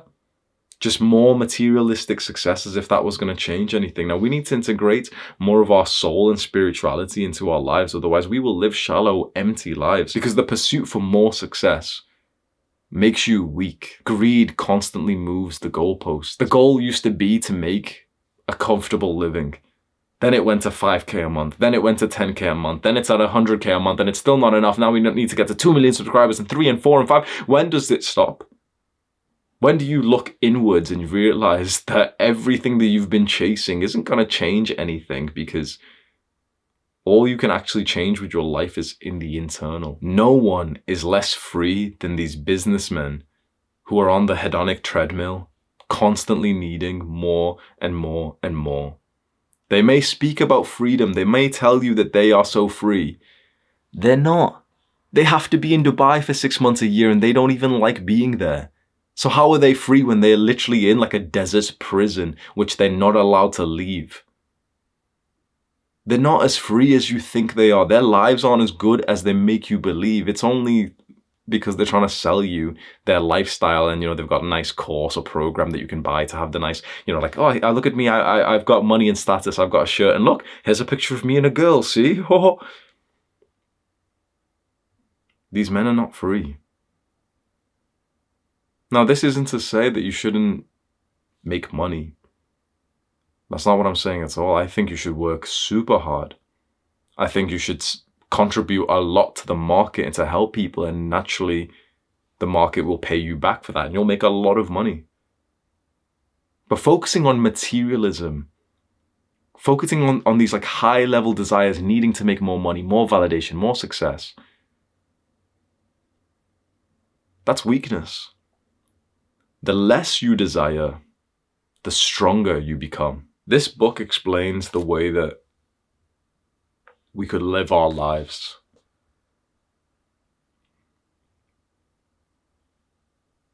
This is a complete guide to masculinity.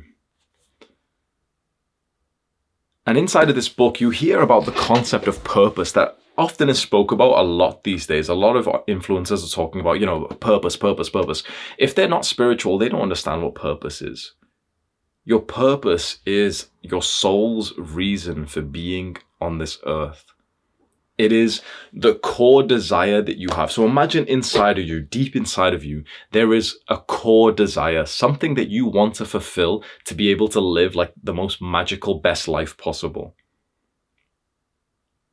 Only you don't actually know what that core desire is. If you think you do, you're probably delusional. You don't know what it is. We're not at that stage just yet. So we don't know what the core desire is, but we need to know. We need to fulfill this core desire to feel like we're living right in our lives. The reason why is because other desires get placed on top of you. You are born with this core desire, and then your parents look at you and say, oh, I really hope you get good grades in school. Really hope you get a high status job that makes me feel good, because I worked a shitty job, and so my son, you will work a high status job so I can live vicariously through you. Here is a desire to put over your core desire. Then your teachers, here's more desires. Then the news, then the TV shows, here's more desires, here's more desires. Put that over your one that you were meant to fulfill. By the time you're 10 years old, you've got hundreds of desires, these concentric circles. Yours is right in the middle, right there at the core.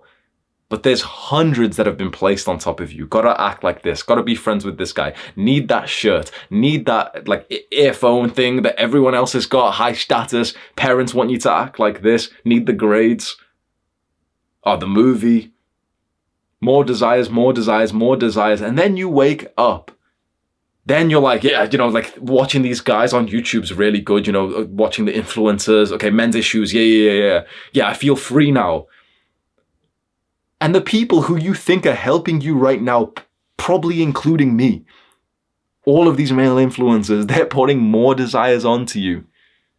Well, you should be making this much money a month. And this is a better business. The top 7 ways to make money online. The top 3 ways to make 10,000 a month. They're just putting more desires, more desires, more desires. So you've got hundreds of desires over your core heart desire right now. This is why I don't even go to the gym anymore. Because I was in the gym one day, feeling kind of like purposeful. I'm journaling and everything. And then I go up, I'm on the assault bike. and a guy walks past and he's bigger than me. He's more muscular than me. He's got more veins than I do. And instantly my brain and my heart started to form a new desire. Maybe I should bulk and make more muscle. Or maybe I should get back into martial arts because in cases me and this guy had a fight, then I'd be able to whoop his ass. And I start actually daydreaming this and adding it to like my perception of my goals, the direction I should go to in life. It takes me like minutes to realize, wait, I just set like a plan for the rest of my life, to take martial arts so seriously, based on some guy just walking past me who had biceps that's extra centimeter bigger than mine. And then I'm looking around at the entire gym thinking about how many random desires, goals get formed inside of me just because of what I'm seeing in this environment. And then I go on YouTube and it's the exact same thing there. Maybe I should move to Dubai. Maybe I should make more money. Maybe it's this business model. Maybe it's this one. It's this one. It's this one. It's this one. And before you know it, you've got so many desires over the thing that you were genuinely supposed to do in life. You have a core desire, and it is your duty as a man. That is your purpose. That's your duty as a man to try and fulfill that. And that should give you, apparently, like the greatest life that you could have as a man. That's what every spiritual teacher that I read seems to say. But these days, purpose, when you hear about it online, but that word purpose has been bastardized by these male role models, including myself, for so long, to just kind of mean like, yeah, just work hard and just, work on the kind of business that I recommend you to do. Do you see why what we're talking about might save you decades of your life? Your life is only worthwhile if you're fulfilling this core purpose, this core desire inside of you. But there's hundreds, maybe even thousands of extra desires put on top of that, which are happening because of like the external influences. You go onto Instagram and Mike Thurston's there and he's got the best physique in the entire fucking world. You're like, how the fuck can I compete with this guy, bro? Oh, maybe I should do, his quads look really big. Maybe I should do some leg extensions. Maybe I should open my own modeling company because he's next to some high level people right now. And before you know it, there's more desires, more desires, more desires. Those extra desires weren't the things that you were supposed to do with your life, and yet you will pursue them because of this like monkey see, monkey do, monkey needs status life that we live in these days. So imagine spending your life, your valuable time, chasing and fulfilling desires that someone else put onto you, that came onto you in such stupid ways that there was a guy who was bigger than you in the gym and he walked past you, you felt insecure and you felt like, yep, I'm going to dedicate myself to a martial arts then just in case as if he said anything to me. Here you are 4 years later, you've had a pretty good life training this skill, fair enough. But that wasn't the thing that you were meant to do. That wasn't actually totally aligned to you. Now, this isn't to say don't do martial arts because it might actually be the core real desire. But this is to say that we shouldn't be spending our life and our time fulfilling other people's desires. Rather, we should look inwards and figure out like what is authentic to us and achieve that. That's why I've included this section in this willpower guide, because we need to use willpower to push off not just the low-level desires, not just the desire for video games and for porn, but the seemingly productive desires are harder to restrain from. The seemingly productive desire where like you see a tape podcast and he's talking about making money in this business model. That's forming a desire in your heart which wasn't there, which wasn't supposed to be there. That's the kind of desire that you need to strip away and say to yourself, that didn't form from my own heart or my own mind. That formed from social media. If it comes from social media, it's probably not a good thing. And again, I'm super guilty of this because not only have I, this happens to me, I feel the desires, but I've put these desires onto you with over 800 videos where I've told you, okay, be like this, act like this, do this thing, do this business model, text your girl like this. I've put all these extra desires onto you, thinking that I've been helping you all this time when rather I've been wasting your life. That's why I've been making these full guides on deeper, more mature topics rather than those like surface level top 7 ways to message girls type of videos, which they get a lot of views, those videos. You see every YouTuber, every influencer play this game where they're just trying to get as many views as possible for their benefit, not for yours. And so every fucking YouTuber is making these top 7 business models to get to $10,000 a month. It's fucking pathetic.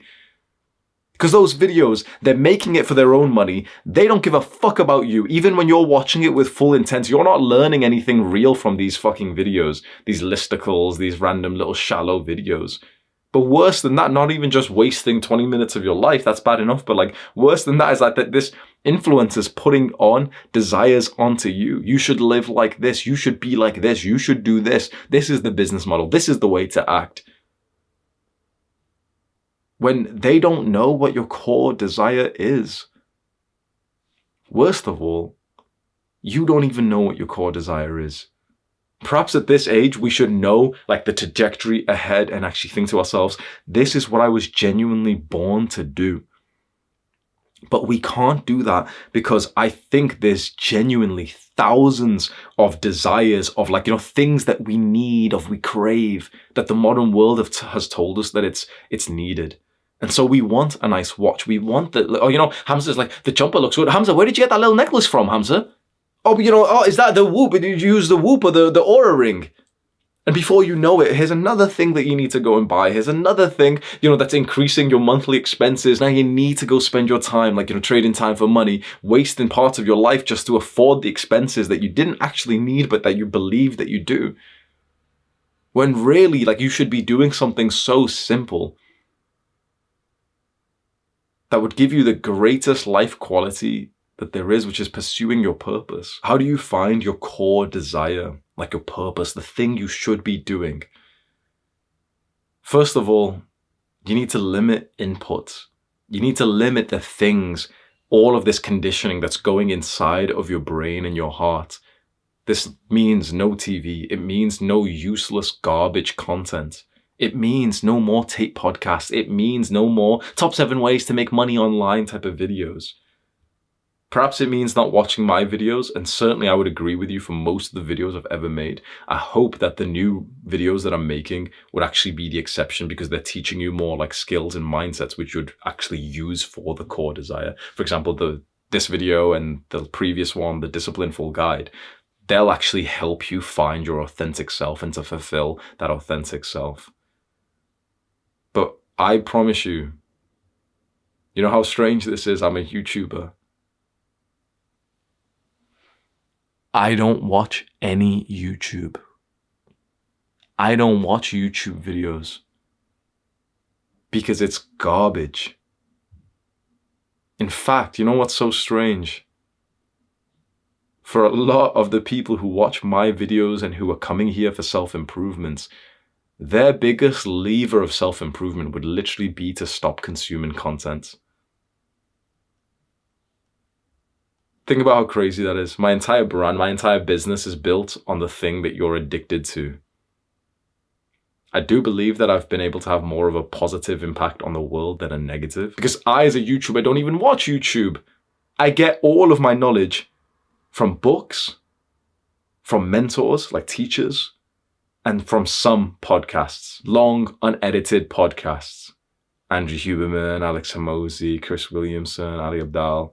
Intelligent people just sort of brainwashing me for an hour or two, brainwashing in a good way for an hour or two, putting their words and thoughts into mine. Amazing. But you go and watch these basic self-improvement videos, top 7 ways to text girls. That's not helping you at all. It might seem like it is because you're texting this random degenerate girl slightly better. But that destroy the desire to improve texting this random degenerate girl anyway. And just skip that whole step of your life. You must understand this. Your pursuit as a man is not about fulfilling every desire that pops up. Okay, so Tate says money's really important. Maybe I should buy that watch. Maybe I should do this. Maybe I should do that. It's not about fulfilling every desire because that's slow and inefficient. The faster way is to destroy the desires, to desire less, to strip away as many as possible, that every time you find yourself wanting something, whether it's something small, the low-level desire, the sugar, or something high, like you want to get the car or something, to keep stripping away as many desires as possible till you get to one where you're like, you know what? I actually don't think I should strip this one away. I actually think I should fulfill this one. Maybe your desire, through the last hour has been like, yeah, you know what? Willpower seems like a really important skill. That's something I'm desiring. Maybe you're thinking yeah, I'll scrutinize it, but I can imagine willpower, this skill, actually helping me for the rest of my life. I'll desire this and I'll look more into this. Hamza's mentioned which book it is. Okay, I'll go read that. But then when you see like the guy on Instagram who's got the better watch, or he's got a slightly better six-pack than you, and you think to yourself, yeah, you know, like I would get some kind of benefits. More girls would like me. My status would go up. That's kind of nice. But is that really what I was born to do? Is that really genuinely gonna like be the best thing that I could spend my time doing? To try and take a picture as good as one of these fitness influencers? Probably not. You limit inputs. You limit like these people talking into your brain, especially if they're quite unintelligent, like nobodies, or that, you know, they're not there for your best intentions. If you've found that you've followed someone's advice and listened to their content, but it hasn't really helped you, or in fact, it's made your life like very much worse, and it's been a distraction and a waste of time, stop consuming it. If you found genuine, real improvements to your life, continue. That's a wise teacher that you've got. Stay vigilant for when you catch yourself wanting something, desiring something, setting a goal, and scrutinize that goal and really ask yourself, why do you genuinely want it? You might find that the desire that you have is actually authentic and it makes a lot of sense. Like, for example, you might say, one of my goals is to make $1,000 a month in business. Why do I want it? Because right now I've got absolutely no money and I can't even afford like the bills that I have. One of my goals is to make $5,000 a month in business. Why do I want that? Because if I could give $1,000 or $2,000 a month to my family, that would genuinely save our lives. Awesome. But ask yourself where that desire came from. Because when you find yourself wanting a particular car, particular lifestyle, and if you're honest with yourself and you say, okay, where did this desire come from? From something I saw on social media. Probably not a good idea to go dedicate your life to fulfilling that desire, because it's not going to do anything other than just take time away from you living out your actual purpose that you were supposed to do. Using the skill of willpower, which we've discussed in this full guide, on these high-level desires will save you decades of your life. Because imagine the life of a normal person, born as a baby, and straight away desires put onto the baby. Be like this. You're such a good boy when you do this. When you sit and behave, you're such a good boy. Here's a desire onto you. Parents are telling him how to act. He watches these little children's cartoon shows. Then eventually he's watching like TV shows, and you know, the teacher's putting a desire. Okay, good grades. Grades, doing well in school becomes this high-level desire for the next 12 years of his life. He wasn't born to think to himself, yep, need to get good grades. It was placed onto him by other people. Honestly, not very intelligent people. And so he spends 12, 15 years of his life in an education system that doesn't actually prepare him for life, to pursue the desire of someone else who's put it onto him. You know, parents are telling him, yeah, here's an extra desire, have a high status job. He's trying to fulfill all that. He's just wasting his life. Now he's 30 years old. Now he's desiring the car that one of his co-workers has got. He's 35 years old, and you know, the female co-worker, he's desiring her. Maybe he'll cheat on his wife soon. Doesn't get laid for, you know, years and years and years. Eventually the desire gets fulfilled. He's 41. He ends up getting a divorce. He desires a lot of alcohol. He desires seeing his children, but he's not allowed to see them anymore. He desires killing himself. And he does it.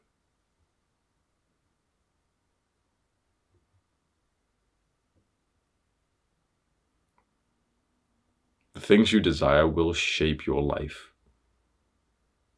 Just be careful what it is that you're pursuing. This is the most important actionable step that I've ever given out, and perhaps that I ever will. Think about the high-level things that you desire. Scrutinize every single thing that you desire. And just ask yourself, where did it come from? Ask yourself if it's truly authentic to you. As a quick final tip for this section, if you're super interested in everything that we've just spoke about, I have a full guide to discovering your purpose, your core desire. That is, that's on my channel. You can go find it. But what I will say is I made that about 6 months ago, so my understanding has changed. I'll just tell you one tip here. I believe that your core desire in life will be linked to the things that put you into a flow state.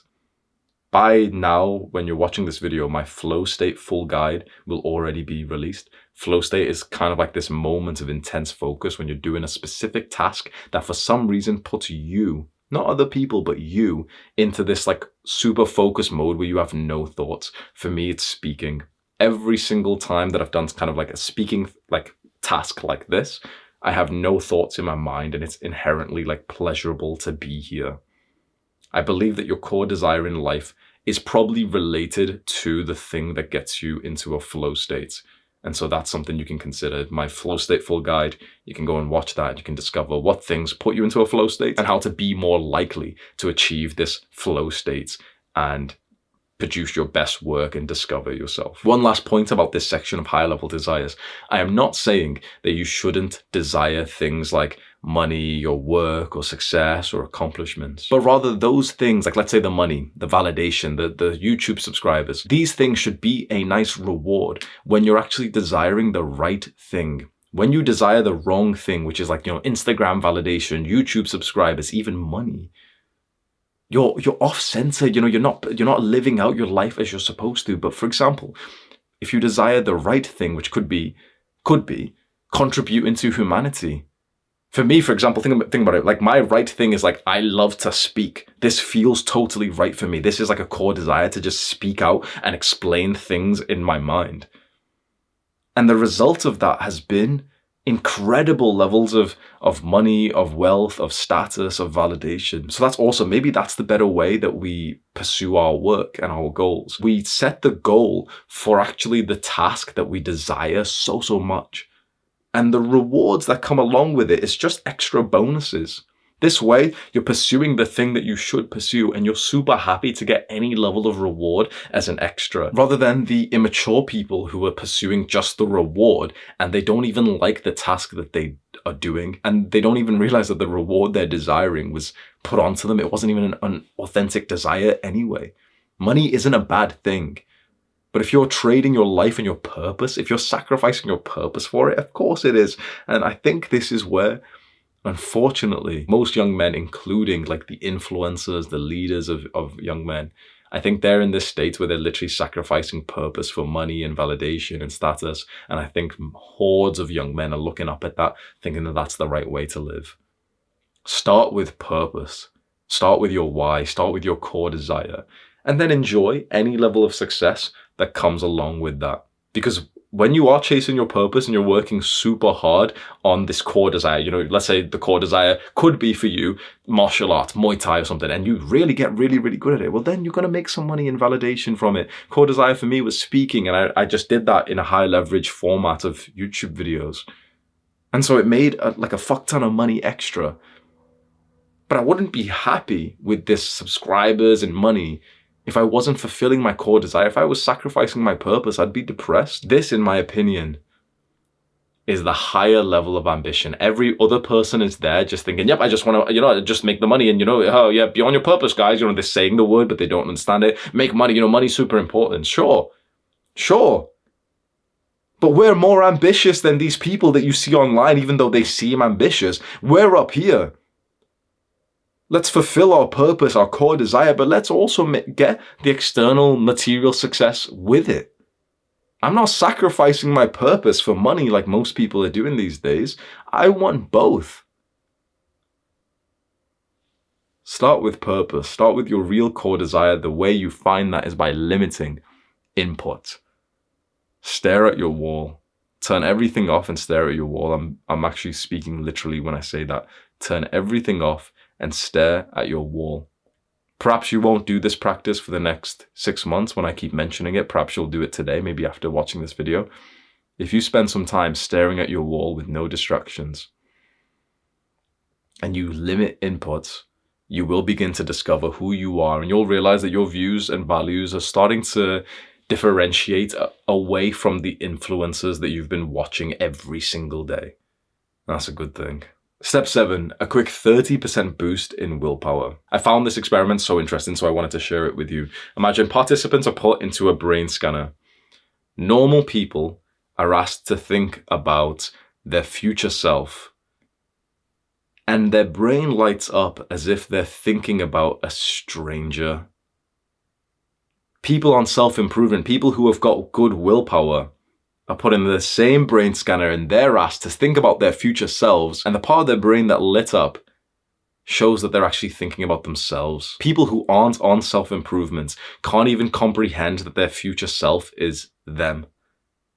When you start to delay gratification, everything we do in self-improvement is literally just delaying gratification for our future self. That's literally just self-improvement is literally just like making life better for your future self. You start to like integrate and realize that you're still going to be alive and you're going to be looking back and hoping that you're doing the right things. Like right here, right now, do you look back to your younger self and kind of feel like, yeah, you did kind of nice in that thing, but I kind of wish you did some more good things. Maybe you're thinking back to your younger self thinking, I wish you studied harder. I wish you trained in the gym more. I wish you started in the gym earlier. I wish you started a business and self-improvement and productivity when you were younger. You know, most people live their entire lives like that. Most people, in my opinion, are rightly so, and they deserve to be depressed and unhappy because they're fucking assholes to their future selves.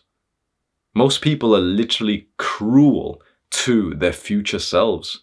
They know that if they do something bad today, their future self tomorrow or a week or a month from now is going to dislike it. And they'll keep doing it. They'll keep eating the junk food, playing the video games, watching porn, fapping, not studying, not working hard, knowing that they're literally hurting their future self. And then surprised when it's months later, they're taking antidepressants thinking like, yeah, but you know, you're like, yeah, but just, you know, like, oh, but you being mean, Hamza. Just be nice to your future self and you'll live a good life because you're going to become your future self soon. And there was another study which was very interesting. And I've set it up on my own phone, on my lock screen. Can you recognize who this is?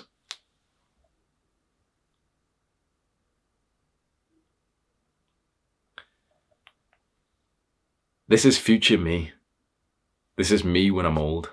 I just use like some app and just put it as like old age. The idea is, if you keep in mind your future self, you will be 30% more likely to delay gratification. So this was the study. They brought in participants and told them about investing for their future, you know, investing money so that they could retire later. And they kind of asked, like, with a slider to, you know, okay, where on the slider, how much money do you want now, or how much money do you want to invest for your future self? One group of participants are shown this slider, and it just shows a picture of them as they are right now. The other group of participants are shown the same slider, but it shows a picture, like a Photoshop picture of them looking old. And they just asked, how much money do you want to save for retirement? Just simple as that. And what do you think would happen? When you see your future self, or when you think about your future self, you're going to be more likely to delay gratification by 30%. 30% increase in willpower and your ability to delay gratification. So this is such an easy, actionable step, like a proactive thing that you can start doing. Keep your future self in mind. Now you might be wondering, okay, what's the app? I just searched old on App Store. I actually don't think you need a picture as your lock screen or anything. I like to be a little bit obsessive, but what you really just need to do is just think about your future self. Just let's do this together. Close your eyes. And just see your future self living the kind of life that you think would be good for him. See him in fantastic shape. See him and like he looks so like aware and free in his body. What are the things that he's doing? What is he most proud and grateful of you doing today? What are the actions that you could do today, this week, this month that would benefit him the most? Open your eyes. This is the better way to live.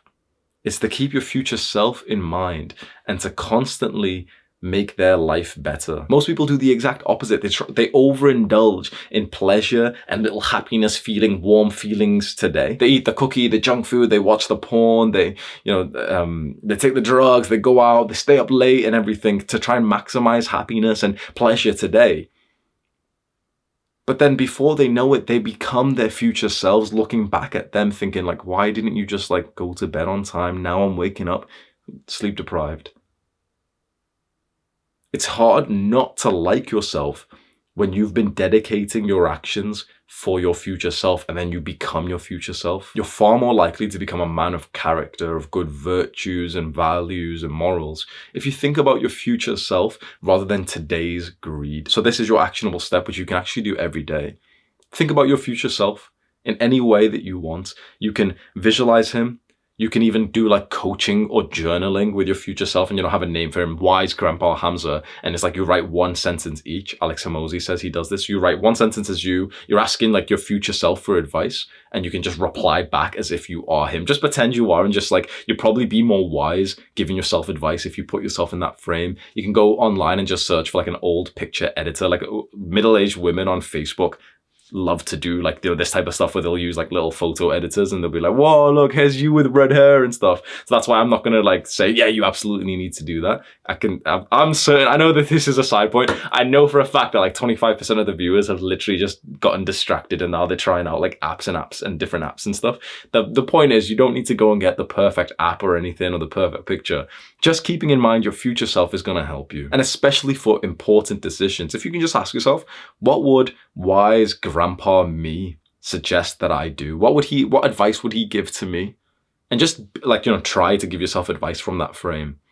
You'll find that you'll actually give yourself very good advice.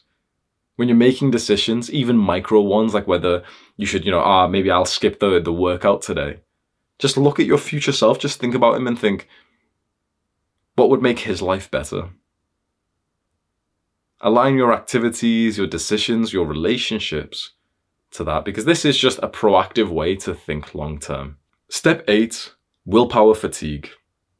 Participants are brought into a study and there's cookies, like delicious cookies there, and also radishes, like these disgusting vegetables. And one group of participants are told, nope, ignore the cookies, eat the radishes. The other group of participants are told, oh yeah, just eat whatever you want, eat the cookies if you want. Then they're brought in to do a puzzle, which is like impossible to do. The researchers are timing how long they'll try to do the puzzle for before they give up. What they found, which has went viral, is that the people who came in and had the radishes and essentially, they had to use their willpower not to eat the cookies, actually gave up earlier. The conclusion of this, which everyone has spoke about, is that willpower is something that fatigues. It's something that is limited and it drains, and so we shouldn't use it. Think about how stupid everyone is. Can you see what's wrong with this study? The puzzle is stupid. The task that they did was stupid. This was one study that all these little nerds online started to speak about, saying, yep, willpower is limited. Make sure, don't use your willpower. You can go search up, and it's unfortunate because he's very smart as well, but you can go search up a YouTube video called Willpower is for Losers, and it's made by this YouTuber called What I've Learned. And he's actually a really intelligent guy, but I just thought the video was stupid as fuck, because you take this one study which essentially put participants to do a stupid task which they had no incentive for, and then we just conclude, yep, see, willpower's, limited and stuff. Actually, when you really think about it, the puzzle was impossible to do, right? So the participants who gave up earlier were actually smarter because it was a stupid waste of their time. And yet everyone online in the self-improvement space has been saying this for years, that willpower is not something you should rely on because it drains. Coming from a weightlifting background, I knew how stupid that mindset was, and you probably do as well. When you go to the gym, you know this, right?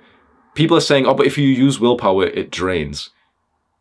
When you've got experience of the gym, you know what happens. When you use your muscles, it fatigues. But then we go to sleep and it's bigger and stronger tomorrow. That's exactly how willpower works. The idea is that we need to use our willpower like a muscle and understand that the muscles, of course, they fatigue and get tired. But when you sleep and recover, it comes back stronger and stronger and stronger. You shouldn't be avoiding fatiguing your willpower muscle. You should be training it every single day so that you're able to resist bigger and bigger desires. And plus, your mindset is very important. So Carol Dweck is a very famous researcher. She did the book called Mindset.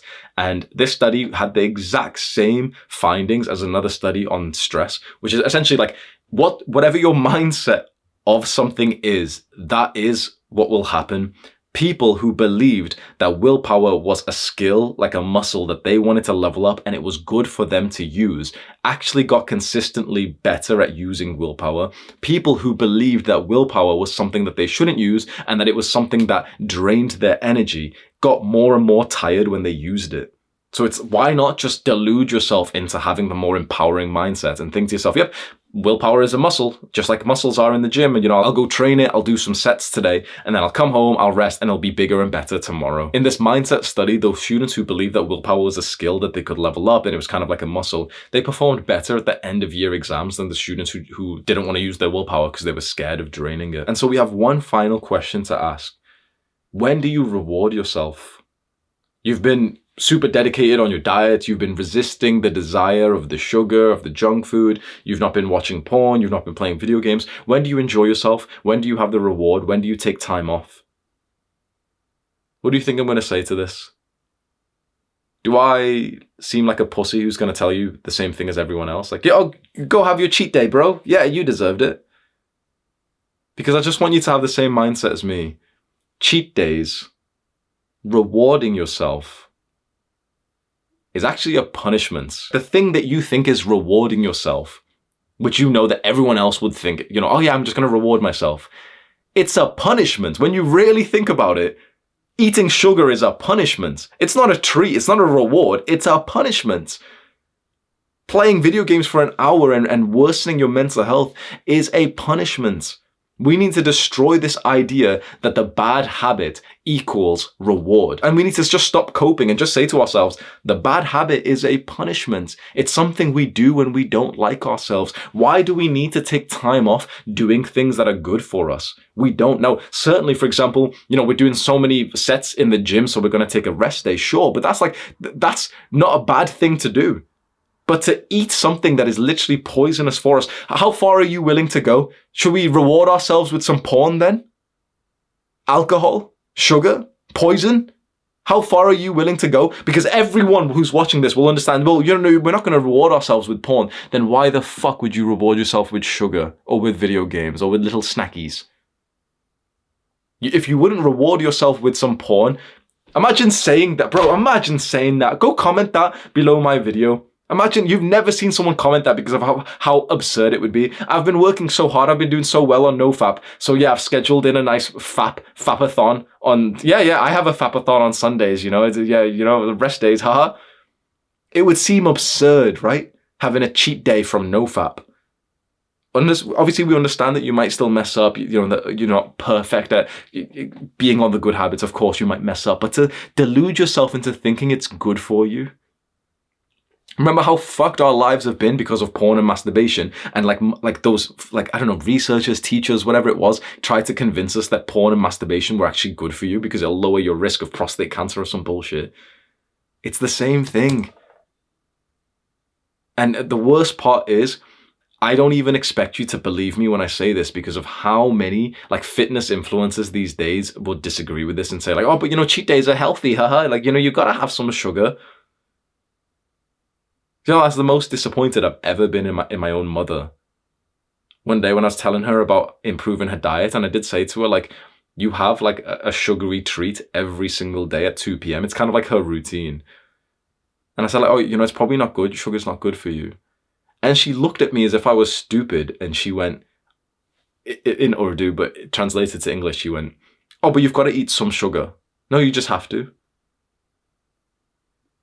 You've just got to. You've got to eat some sugar. You've got to poison yourself, guys.